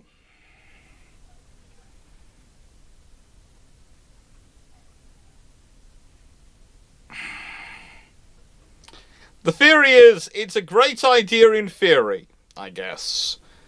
It's a practice, it's a terrible idea. And this is a lot of the trouble. A lot of the worst ideas are things which, on paper, that sounds like such a good idea. That's such a wonderful option. The reality is, no. No, it isn't. It is not a wonderful option. It is a terrible option. Please never do this. Under any circumstances, do not do this. And those are just writing out, well, now I can't find my carrier. Welcome to the reality of trying to track it down. That was often one of the problems. They couldn't find their carrier. When they were hunting for them, they couldn't find them. The number of bright ideas people have had over the years, it gets sad. Sometimes it really does get sad.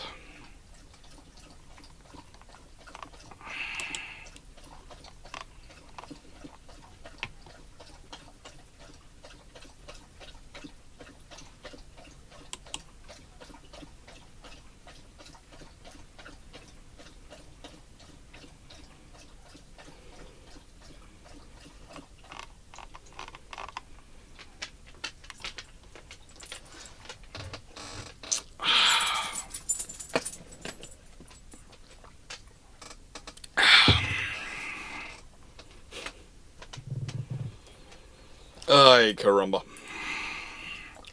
Mr. Hartrally did go for a drink as well. Yes, he's having fun. It is fun times. I'm not sure they would be goodish for drones. I don't think so. I think, again, with drones, you'd want something else.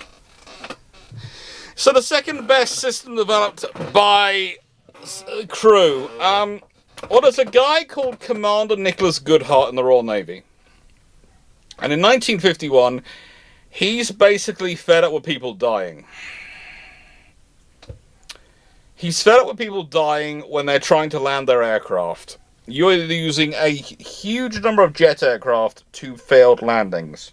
You're losing people to failed landings.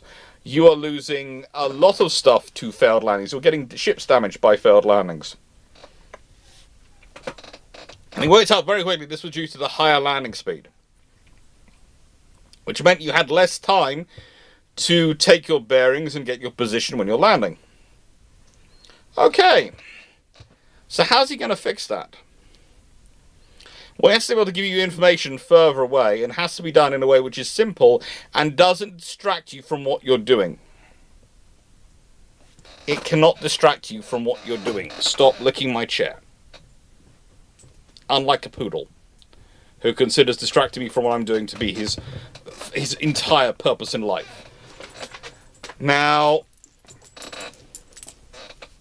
he works things through. He comes up with ideas. You know, you need to have someone watching. You need to be able to line up. You need to be able to give them a position for when they're actually in the right position. So they know when they're in the right position, they've got a decent signal. And you've got to have positions for when they're signals for when they're off position. So again, he arranges a set of lights. Hello.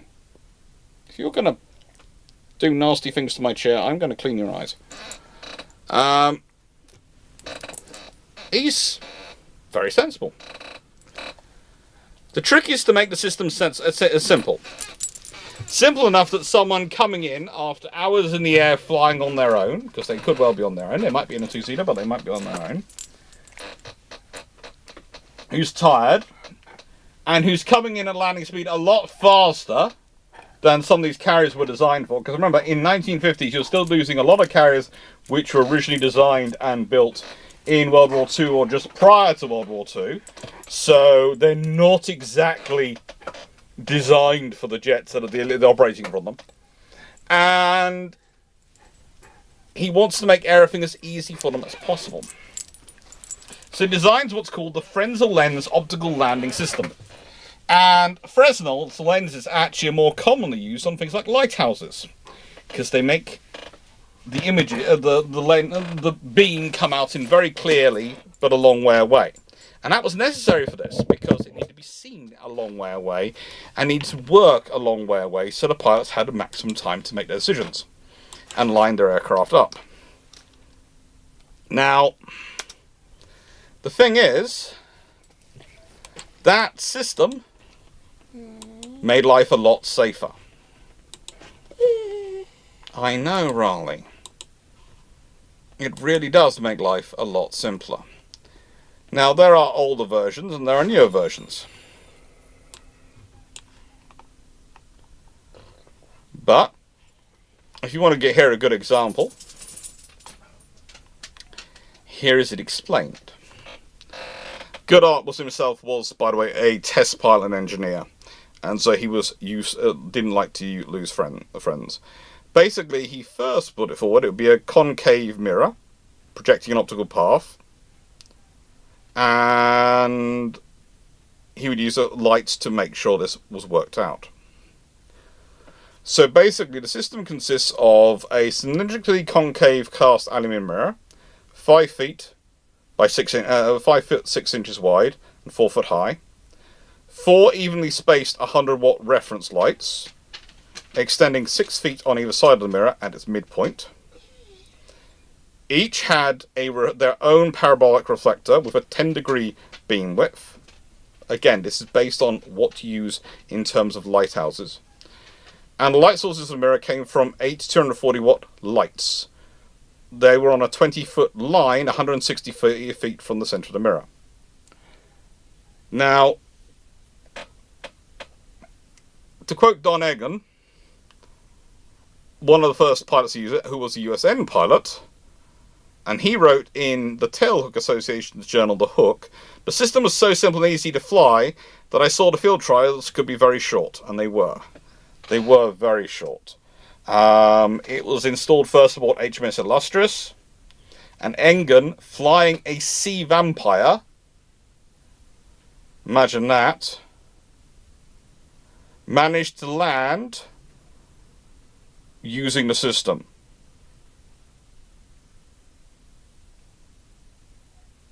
And it proceeded incredibly smoothly. 17 approaches were made using it over 2 days, and it worked lovely. The US Navy, Engen was so impressed that he wrote a nice report to the US Navy about it, and the US Navy basically went, woohoo, we want this as well. And so they have their trials in 1955.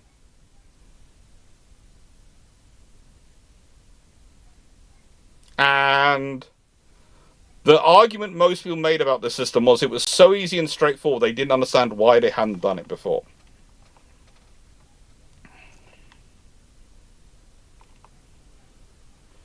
Now, the really interesting fun part about it was when Goddard is describing himself about how he made this system. He wanted to use, sort of basically he's using the mirror to project an optical path for the landing of the aircraft on the ship, to basically give the aircraft, make it a visual, give them a sort of runway to land on. And he actually, to verify his concept, he borrowed his secretary, nearest Wren's pocketbook mirror, and a flashlight. He drew lines on that mirror using her lipstick, placed it on the desktop, and then flew down the desk. His idea being that he literally flew down with his head using his eyes, so that as long his nose and chin would always touch the desk at the same spot. That's how he tested it. Think about this. This is a man who hears, I think the full story goes, he hears once again one of his friends has died or nearly died in a landing. And he gets so frustrated, and then he's thinking about it and he has this idea. And he basically goes to the nearest Wren, who's his assistant, nicks her lipstick, nicks her pocket mirror, all these things, and sets up the system on his desk. And then spends the rest of the day doing this. And then sort of trying to line himself up using it on his desk. I hope I do mentally imagine that he was making those noises as he was doing it, because if you're playing airplane, you have to make noises, okay? I think there is a law somewhere. You need to be making noises. And that's how that system is developed. And since then, it has saved a huge number of lives. It has turned carrier landings into something which is far more viable than they were before this, when jets came in, because of the landing speed of jets.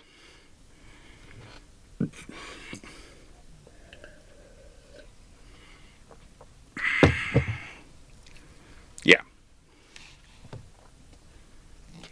Yes, that is seriously what happened.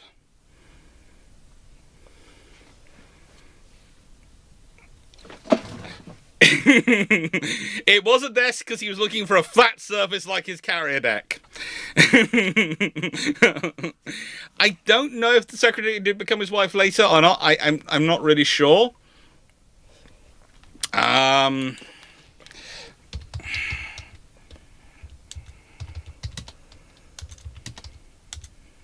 can look. I'll look that one up because I have no notes on that one. I think I really should. Let's see.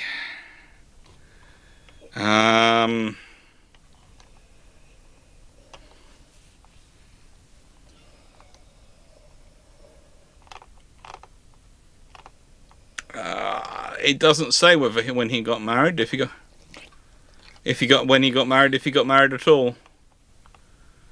On the pages, but no, he was a really cool guy. He was also did all sorts of things with Yorkshire Gliding Club, and he did a lot of work with the Royal Aeronautical Club and Royal Aeronautical Society and those things. He was a really important gentleman when it comes to all the things he's got involved in. Hello. Ooh. He once finished 35th of 350 in the 1951 Monte Carlo Rally. I didn't realise that. And at the age of 88, he was raising funds by abseiling down Colhampton Church for Exeter, for Hospice Exeter.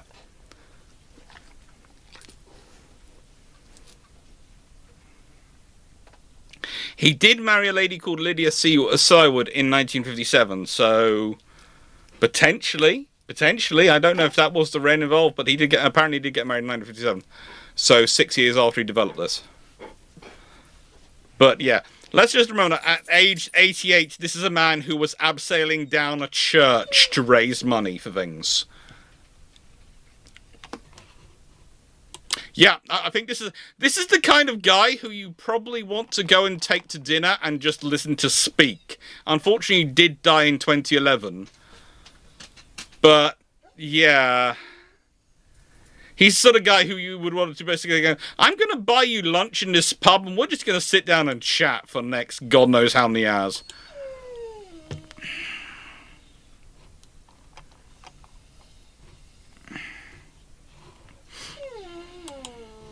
It was fun. Definitely fun. Alright then. And next one we have... Oh good lord. HMS Captain.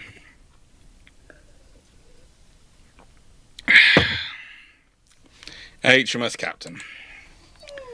There are issues here. There are lots of issues.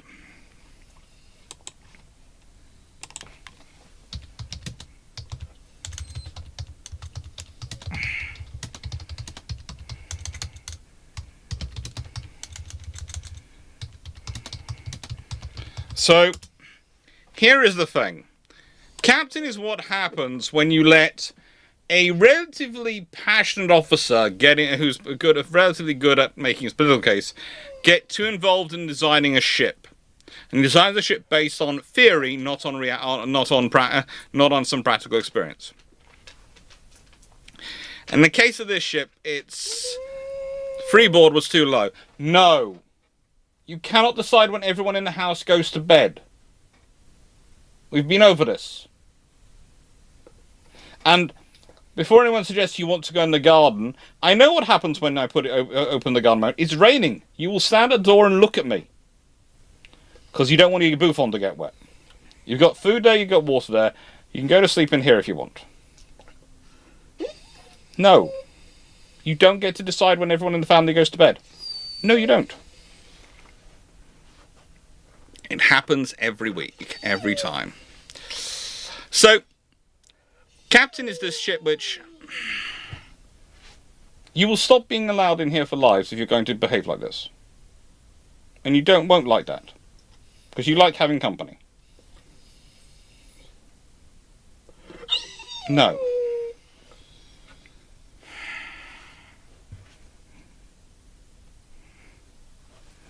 Let's see. You're not going to like the result that has just come through from your mother. Okay, well, I'll let you go to what your mum was suggesting, but you're not going to like that result. Excuse me a second, I'm going to go put Raleigh. Apparently, he's going to the bedroom on his own, which he's going to complain about.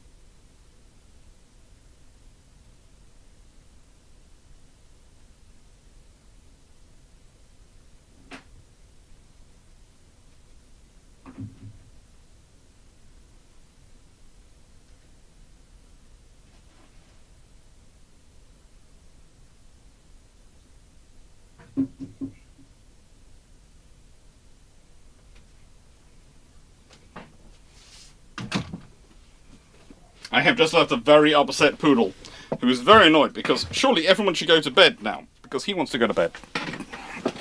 And no, they're not. Now, with HMS Captain, she has so many little issues. What's interesting is how many ships she's actually not that dissimilar to at the time. There are other ships around which come up sort of built on along similar lines. But they tend to have a higher freeboard. And realistically with Captain, I would say the issues come because a lot of people know each other and they're friends and they don't want to upset their friends and they want to give them a chance, and they shouldn't.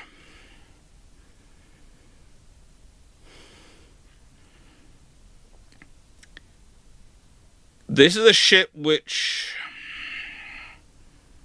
realistically doesn't have enough warrior going on about her for the technology at the time.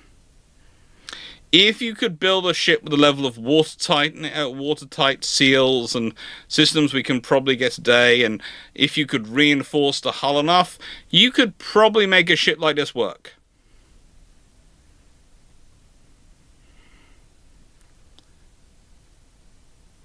But you wouldn't want to. This ship has issues with its design and its structuring.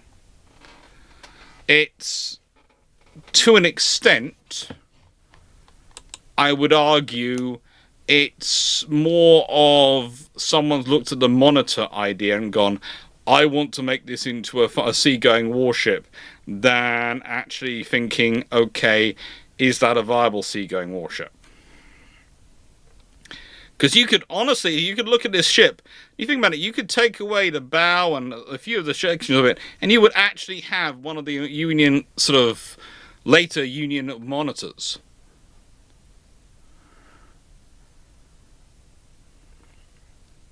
Now, is it entirely a bad idea? No. From a purely, if you're building a ship purely for its best fighting performance, it is probably a very good design. But a ship can't just be about fighting performance. It has to be about its ability to operate on the sea. It has to be about its ability to operate on the sea. And that's a problem. And whilst no modern navy would want something like this, realistically, there are lots of ideas like this which go around. Ideas which look great from one perspective. It's kind of like one of the fun things I have with drones, right? Everyone keeps talking about the use of very small, small surface vessels. These small little drones on things like the Atlantic and the Pacific. And the stats are you lose an awful lot of them, not even to storms, to just regular waves. An awful lot of them get lost.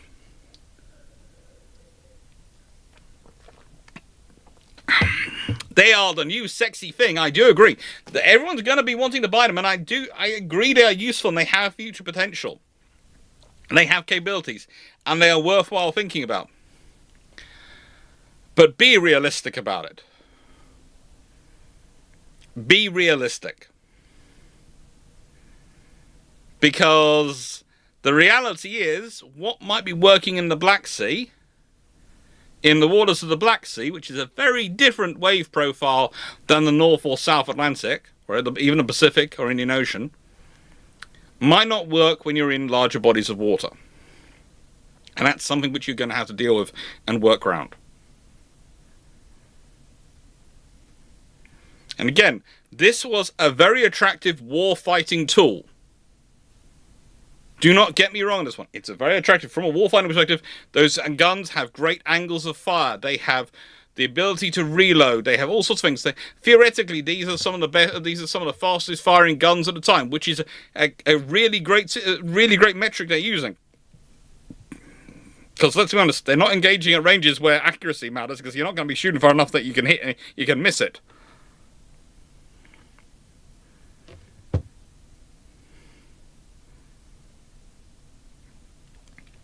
But the thing is, you probably, if you consider the counterpart, which was also built at the time, you could probably afford to give it a bit more of a hull.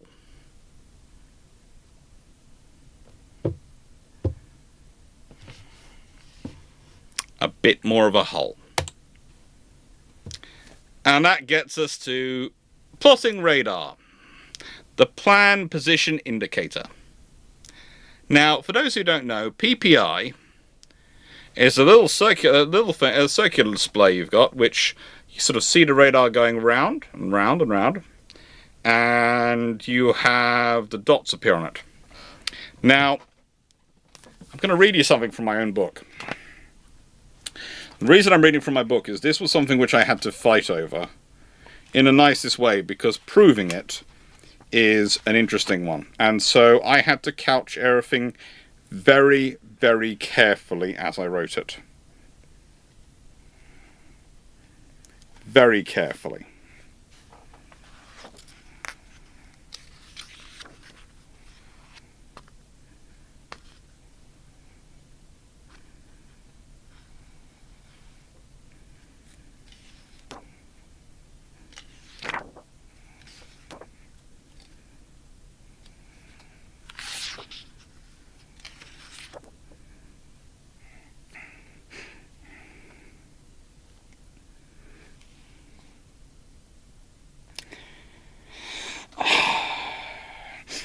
This meant that on the 9th of June, all 8 vessels incorporated good radar, while all carried warning combined Type 291, as was being fitted to the battle class. It was seldom used because it could be monitored by the enemy to reveal their positions. The warning surface units were, for the most part, better. The reason for this qualification is that whilst the Shantai, Eskimo and Tartar were fitted with the latest Type 276, which could detect small destroyers at a range of about 12 miles, the other two Canadian vessels, Hyde and Huron, were equipped with the Type 271Q, which was older and had theoretically a far less useful display, only capable of detecting destroyers at 9 miles. This latter fit was repeated on the Polish Blusankia and Pirun, as well as the British Javelin. The Type 276 had the further advantage being a powered rotation unit. This enabled it not only to perform constant horizon scanning, but to support a planned position indicator display. This was carried for night operations because it enabled relative positions to be shown in real time. This is why ships fitted with Type 276 had the better display. However, there are some reports, based on the night actions in which the 10th DF were involved, that suggest it might not have been so simple. In fact, it appears that 10th DF may have had PPI fitted to more than just those ships with the perfect radar setup for it. It is even possible that they had somehow modified their radars themselves to work with the displays. After all, the fitting of a small electric motor to rotate a radar, which was already manually rotatable, would not have been a complicated task for a ship's crew. Actions such as these were seldom divulged, and not just for reasons of national security, but because of the sensitivity about where the electric motor might have been sourced. It is unsurprising there are conflicting reports. However, considering the frequency of night operations, their operational doctrine, which will be examined next, and the critical tasking of the unit, it would have made sense for the unit to adapt their kit where possible. The need and willingness to adapt is made clear in the service history of the 10th DF. Commander St. John's Turret was the only son of Admiral of the fleet Sir Reginald Turret, who had commanded the Harwich Force in the First World War. After the war, St. John would be following his father's footsteps, rising to Admiral Second Sea Lord.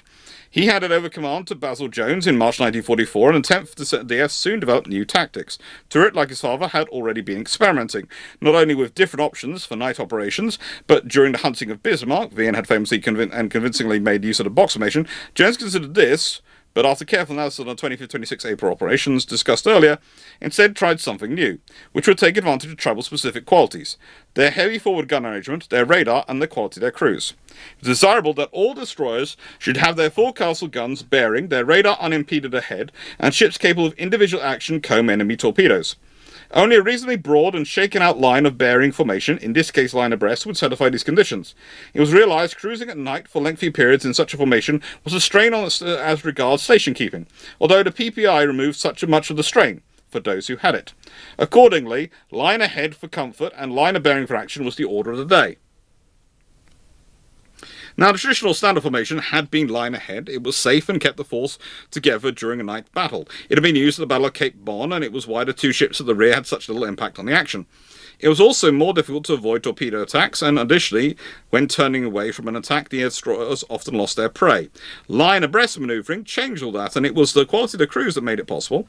It also explains the use of the word comb, in that the ships in the formation abreast would act like the teeth of a comb, forcing the water between them, which it was hoped would suck torpedoes and possibly mines into the confluence between the ships rather than hitting them. It was a change in tactics which, had it happened earlier in the war, would certainly have been used to justify the weapons arrangement of battle class. And that those ancillary to the action currently under discussion. With this tactical change and the fitted radars, in addition to the innate firepower included in Henderson's original design, and handling characteristics of travel class vessels, the scene was set for an English Channel version of the Pacific Campaign destroyer battles, Cape St. George. That's the Battle of Ushant. And in that, these destroyers are all described as keeping space by their radar. If you're using the old indicator systems to things that come before the PPI position, you can't use it to keep your distance unless you focus your radar on the side. But if you've got your radars watching forward, you can't have them watching your side and your position of your other ship because you're abreast. So how do you do it? Well, the only way you can do it is if someone has been playing around with the settings on the system and has been changing your system of display of your radar results to a planned position indicator and getting everything working to that. Now, here is the thing. People would then go, well, surely you need your radar to be doing a full sweep. You don't. Remember, one of the problems of getting it, putting electric motor up there is getting it to do the full sweep. But you can put a little sort of mechanism on the motor so that the radar goes from, let's say, does a 180 degree sweep, or does even a 270 degree sweep, which wouldn't put any strain on the system. it mean you almost certainly couldn't point your radar backwards, which would again explain some of the scenarios where the ships seem to lose track of the enemy when they're directly behind them. But it would allow you to be able to monitor forward and to be able to keep bearing on your allies on either side of you. So this is why I think there was some significant modification done to their radars.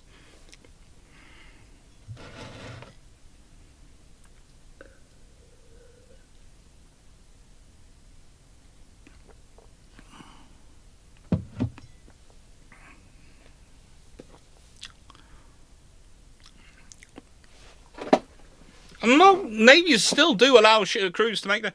The Royal Navy and the US Navy, I think, both have various prizes for crew suggested improvements. For any suggested improvements and ideas put forward. That's very, very common. Actually, that's far more common than the whole Starlink issue wrapped around. It's far more common for these things to be crew-related, crew suggestions. Anyway, hope you found that interesting. And basically, now I'm going to open up the questions. I think it's that one. And see what questions come through.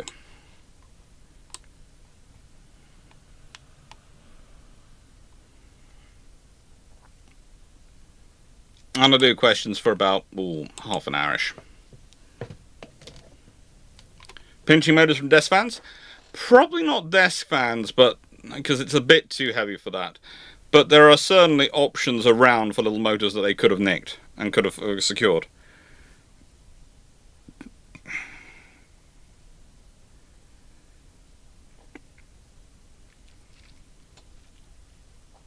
You need it to do the sweeping from side to side, so it would cover the front and it would cover the side position of a ship, and it needs to cover a bit back. So this is why I think the 270-degree arc is probably the likelihood of it.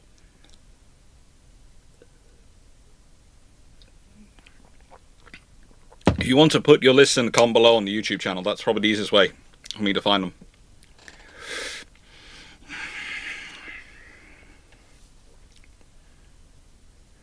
Sudo, could you use human waste? I don't think human waste creates enough methane. Or rather, I don't think you'd have enough supply of it on a ship with a modern ship's crew. Even on a US aircraft carrier.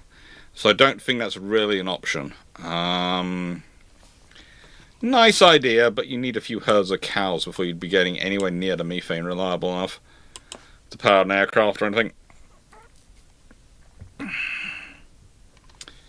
How accurate was the movie Dunkirk? Twitch Dreamso. It was very artistic. And it got, I would say it was good on the emotional accuracy. Lions, would it be one layer of copper or a few overlapping plates? It was usually overlapping plates, especially earlier on. As they go on, the copper occasionally gets a bit thicker and they just put a single skin, but usually it's overlapping.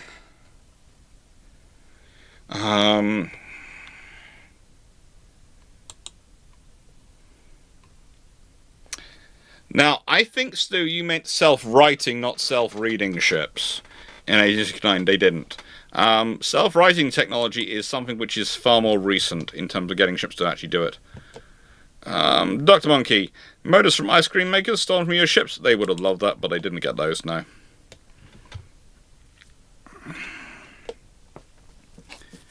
So, could destroyers Model 2 have multiple radars? They were carrying 2 radars, as I was talking about. They were carrying 2. They were carrying multiple radars. They had one set which they didn't like to use. They had one set they turned on when they were already in action, because it revealed their position, because it was such a powerful radar. And they had the other action system they liked to use. One they preferred to use because it was less likely to reveal their position.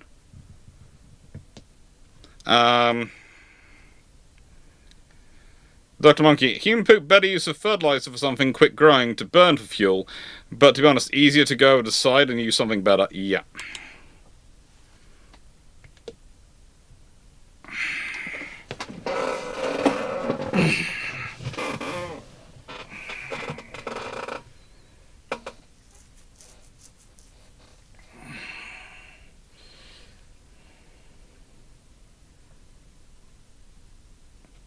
Foxhound, the BBC docudrama was narrated by Timothy Dalton was better than the movie.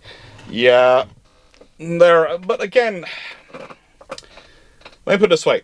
I tend to judge Tom Hanks movies quite harshly on the historical accuracy because I know how much money he spends on historical accuracy. I know how much... They almost spend as much on historians for Saving Private Ryan as they did on the cast. And that's one of the facts. That's great things, as history. But when you've got movies which don't spend that much on historians, but they claim that, they're historically inspired. How many historians did you get involved? We read a few books. Yeah. Look. I love my book. I do. I love the other books I got coming up. And to be honest, the books which I'm going to be self-publishing are going to have more of it in them in a certain extent. But you have to remember, books are a constant negotiation between you and the reader. They're not the same as me basically hooking up a USB cable to my brain and downloading it. They are okay, what can I put in this book that is going to be A, of interest to the reader, and B, is going to make for good history, which is going to provide them with some information, which is going to help them go and learn something from history, and also make their own mind up about events. As I always said, I always position my videos and my books as the beginning of your research journey, not the end. I like that as an idea. I position my stuff as the beginning of your research journey.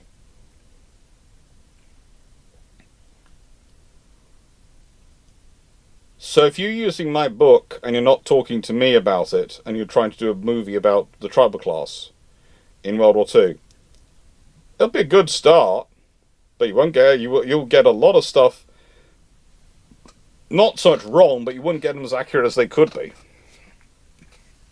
You could use my book and Martin Bryce's book, and you'd have a very good start.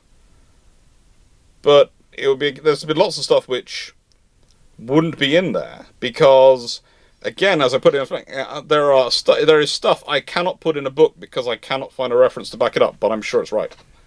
It's like, you saw how carefully worded that was. I have got all the accounts, I've got all the information which says the only basic answer there can be for how they're doing this is they have rigged up the frigating radars to be PPIs. That is the only way they could be doing it, especially in the foggy weather that it's happening. People go, well, maybe they've got good vision and good station keep at night and well trained. Yes, but modes in fog, you shouldn't be able to maintain it, but they're maintaining it perfectly. They're not running into each other. They're maintaining it perfectly, and they haven't got lights on. Because they don't want to reveal their air to the enemy. Well, that only means that it can only mean their radar's working.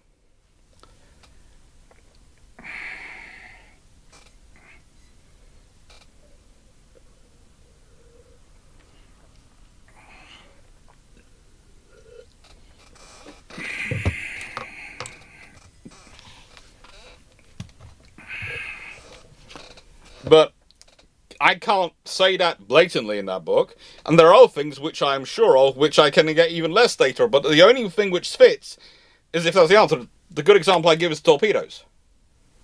I know there is a spot on a ship which is called a torpedo stowage point. I know there are literal counts of battles where the ships are listed as launching 6, even 7 torpedoes.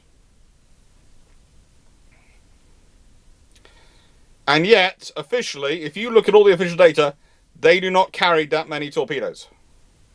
Some of them, there's one account where, if you're figuring according to the maths, it's carrying 8 torpedoes. Which it really shouldn't be.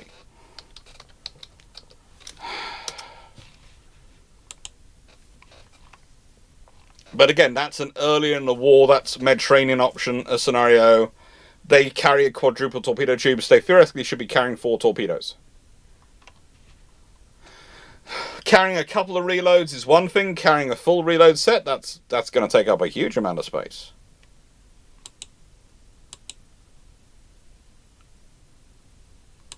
But can I prove that? No.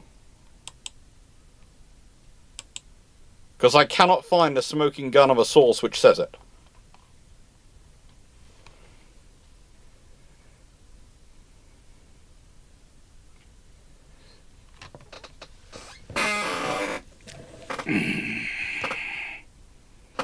Okay, Dr. Monk, what came close to the list of things that this but didn't quite make the cut?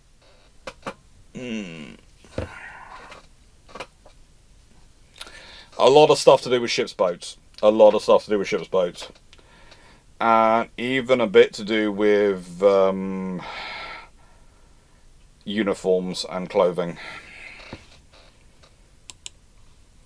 A little bit between that. Basically, I went for the things which I was going to find fun, and also which, it's going to sound strange, I kind of knew this week was going to be a bit of a nightmare with builders and plumbers and electricians, and so I kind of designed this week around the concept of I could have a maximum of one video which was going to be tough for me to record and get done properly, and the rest were going to have to be straightforward as they could be. If I've had no prep time today, I could still do it. And I haven't had any prep time, but I can still do it quite well from memory.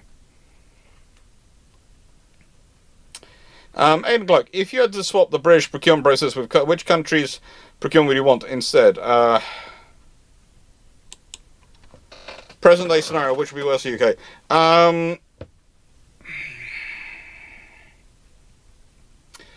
The closest to a functioning procurement scenario you currently have is Italy. They're the closest. They are certainly someone I pay a lot of attention to. Them and Japan are the two which are closest to a functioning procurement process, which would fit within the British democratic scenario. And the one which I would want to seek to avoid...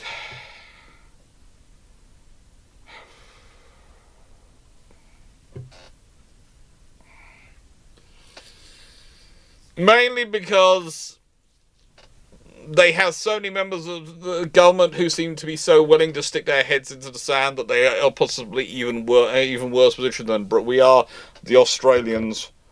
I love them dearly, and I have many Australian family, and I have a great affection for Australia. But God, when their politicians start talking about defence, I want to scream. The Canadian ones are also pretty high out there. America is saved by dint of the sheer quantity of stuff it's actually buying and the quality of its personnel. But it's still also a bit of a... There is... No one is doing a good... No one is really showering themselves with glory at the moment. The only ones who are closer, who are actually sort of doing an okayish job, are really Italy and Japan. And in many ways they're doing that by keeping everything on the down low and just keeping quietly going.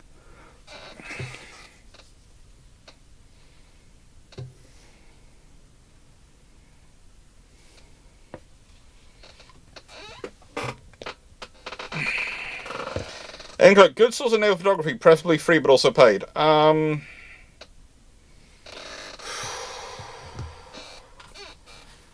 Well, the Drakenfell collection is always a pretty good source of pictures. Maritime Quest is a very good one I enjoy, and UK National Archives are pretty decent. Imperial War Museum is extortionate.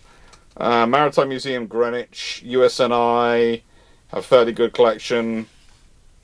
They're all good places to go. Sorry, I was just literally looking through my book and seeing who I would use in the book.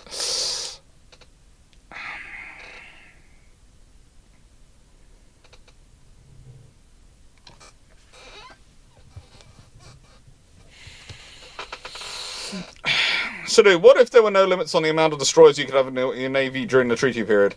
Then probably the Royal Navy would have been sitting looking at everyone going, ha ha ha, because they're the only ones who actually functionally have a budget in the 1920s and 30s. So they would have been building destroyers like to the nth degree. If there were no treaty limits on destroyer numbers, that's what they would have been kept building. Might have kept some yards going, but also it would have provided the Royal Navy with a huge number of destroyers come war's beginning.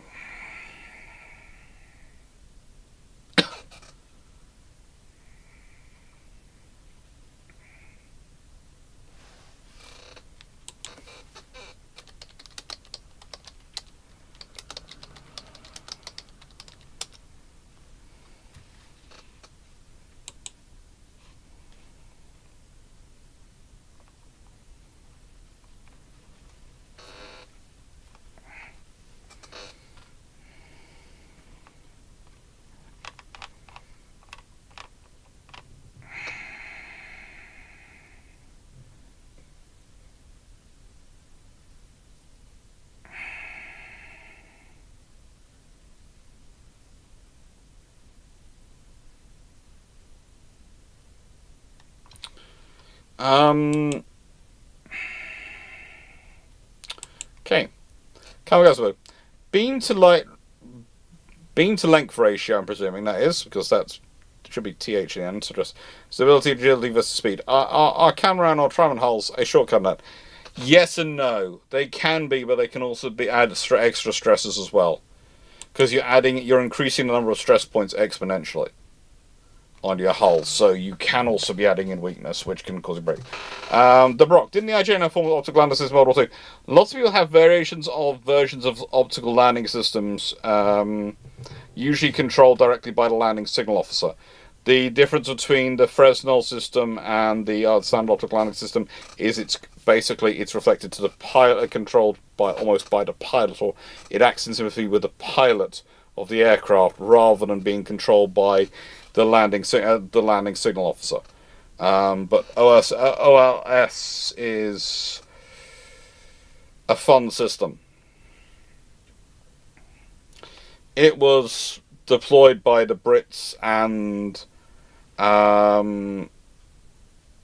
various, and the US Navy and the Royal Navy, etc. All of them. Some of them are using landing signal officers with bats or batsmen, as they would call the Commonwealth, with bats to guide, with coloured wands sort of things to guide them in tennis, basically what's it called, table tennis bat style things. There are various systems prior to the war, but the thing is, again, it's how it works and the speed of feedback it gives to the pilot and the range it gives it out.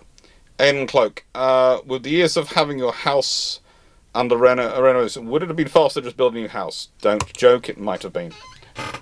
It might have been.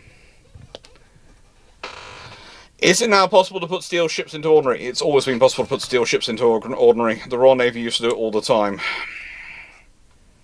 The Victorian Navy used to sit around in ordinary, so did the Royal Navy in the 1920s and 30s. That's where, the V&W destroyers and all they're brought out of ordinary, they're brought out of mothball status, basically. Frank Balmore, it wouldn't take but 1 or 2 turns of fate to put Littorio in Phillips' searchlight when it was on Valiant Mapan. I was saving it for an alt history. That would be fun. It really doesn't take that much. It causes a little bit more damage with torpedo, and you come across that ship. But you have to remember, you don't just come across that ship. Whereas they abandon a cruiser, they're not going to abandon the battleship. Okay? They'll send a couple of cruisers back to look after a cruiser. They will keep all the cruisers there. So you'll end up with a scenario where, realistically, the entire Italian heavy cruiser force and Littorio could be taken out in one battle. And that is a devastating loss. If you have that happening on top of what's happened at Taranto, then that is a devastating loss to the Italians. No matter what the British lose in return, that is a devastating loss.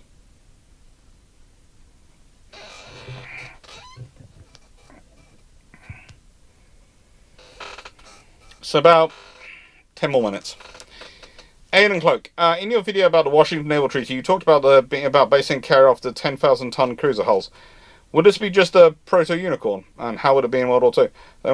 It would be a cruiser carrier. It would be, to an extent, a sort of unicorn sort of size and scale, realistically.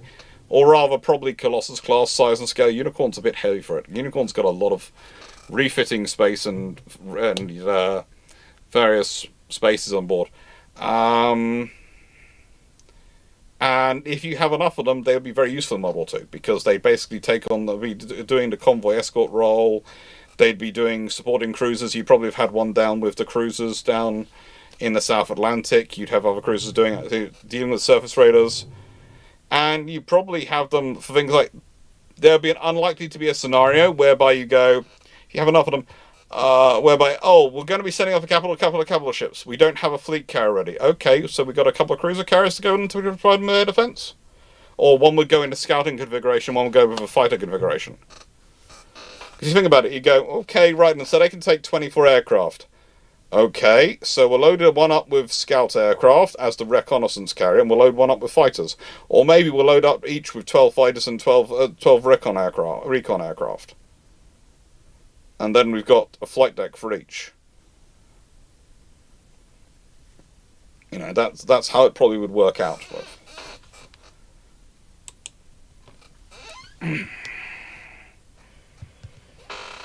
Sadu, what was the first ship with combined propulsion system of any description of any varieties? Oh, good lord. There were a few diesel steamships quite early on. I think there were some diesel steamships wandering around in World War One.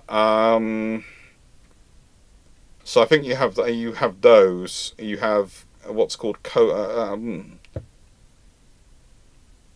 I think it's CODOS, combined diesel or steam, rather than CODAS. I think it was CODOS. But I need to look that up. That's that's fairly obscure. But I think there are a fair number of ships which are diesel and steam, which are built. I think some people have some. There's some really interesting ideas about diesel engines and what they can be used for in that period.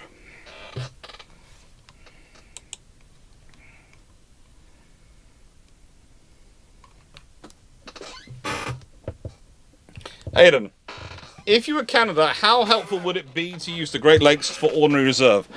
How much longer would the ships last if we actually had ships to put in reserve? They could be quite useful, but remember there are treaties which limit the number of ships you can have on the Great Lakes. There are treaties and these sort of things, but yeah, Great Lakes are quite a good area to store ships. There is the trouble of if they are iced in, you can't get them out that quickly. And that's a bit of a problem. But how often the Great Lakes really freeze over enough that you couldn't have, if you stored an icebreaker with them, you couldn't get them out. And that's, of course, if you can get a ship of a decent size into them. Which you probably could, but it's going to be interesting. Again, you're going to probably have to do some work on the infrastructure.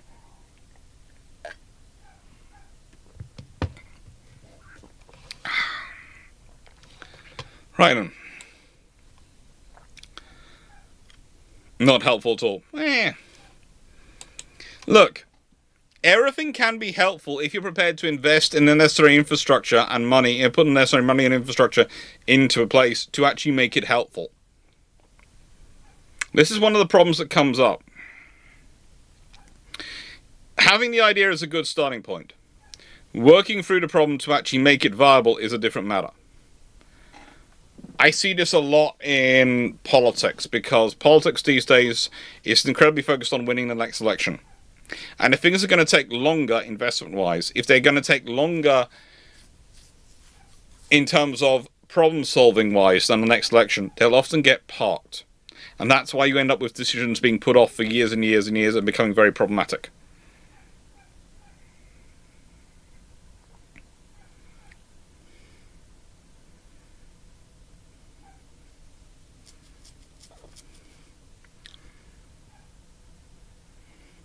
So you have to think these things through, and you have to invest properly. Anyway, that being said, what have we got coming up? You might have seen the Japan video is now scheduled for tomorrow. The Japanese torpedo boats is now scheduled for tomorrow night. I do apologise. It didn't get uploaded till last night in the end, because we've had power going off and electric and so many things. And I tried to keep it so I was wearing the same T-shirt whenever I was recording it. And by yesterday, when I was finishing off some of the stuff, I decided that T-shirt was going in a wash.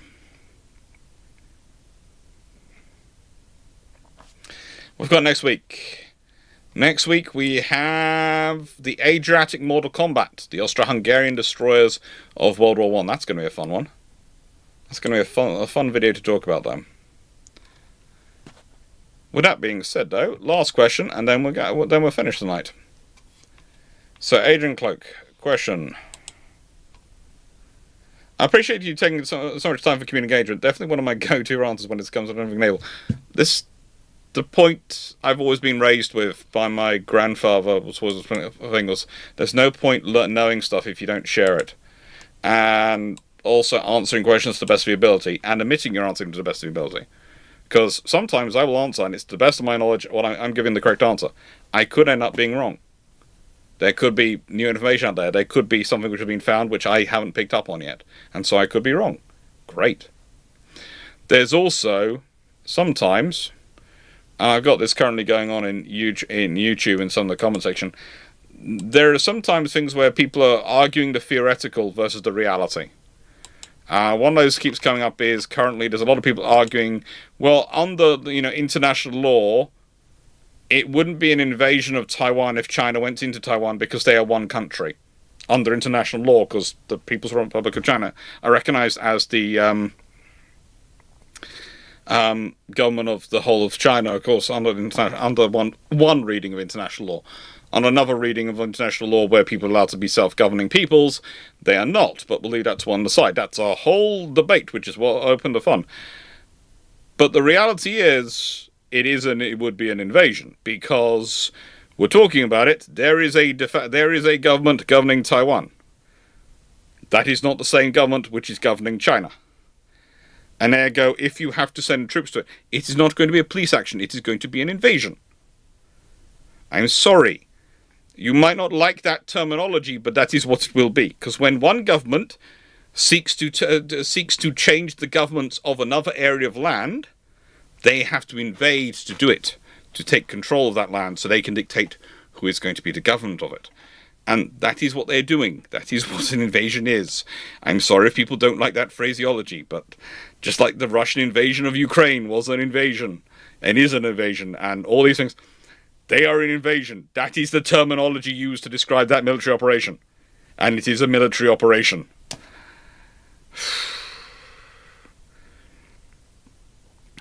Someone's trying to argue, but under international law, they're the same country. It still was an invasion. It just is. You might not like the word, but it just is. It's like some people don't like the word cruiser.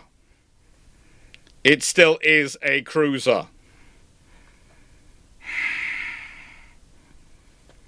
I don't know why, but there's literally... Someone has literally been commenting all day on the Taiwan video. Taiwan invasion theoretical discussion video on this, and I've been just going... Your entire thing is that you don't like me having used the word invasion to describe what is an amphibious invasion and a military operation.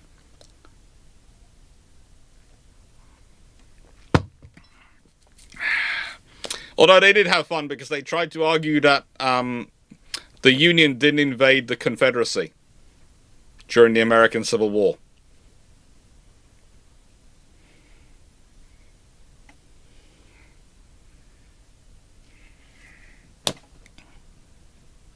Yeah. It's an invasion. Yes, you can invade your own country. Anyway. Turning questions off. Thank you very much, everyone, for watching. Hope you enjoyed. And, well, take care. And I'm now off to have a quick chat with my Masters at Arms and all my admins, because we've got some admin stuff to talk about, and then I'll be in the Discord server a little bit later than that to chat away with everyone else, so I'll be on Discord in a bit. And for those who don't realise it, currently live on Patreon is Patreon suggestions for May, so if you want to go and suggest a topic for May, it's open. Thank you very much for thank you very much for being here. Hope you enjoyed, and have fun. Hope you have fun. Right, yeah, thought at the places shown went, yeah, that did flash through my brain when they were talking. Take care. And please do like, share, and subscribe if you like the video. It really does help the channel grow. And subscribe on Twitch, please. I'd like to have more subscribers on Twitch. I've been trying to make it to 400 for a while. And I want to be, I'd like to make it to 1,000 before the end of the year, just because I'd like to with Twitch. It's a cool one.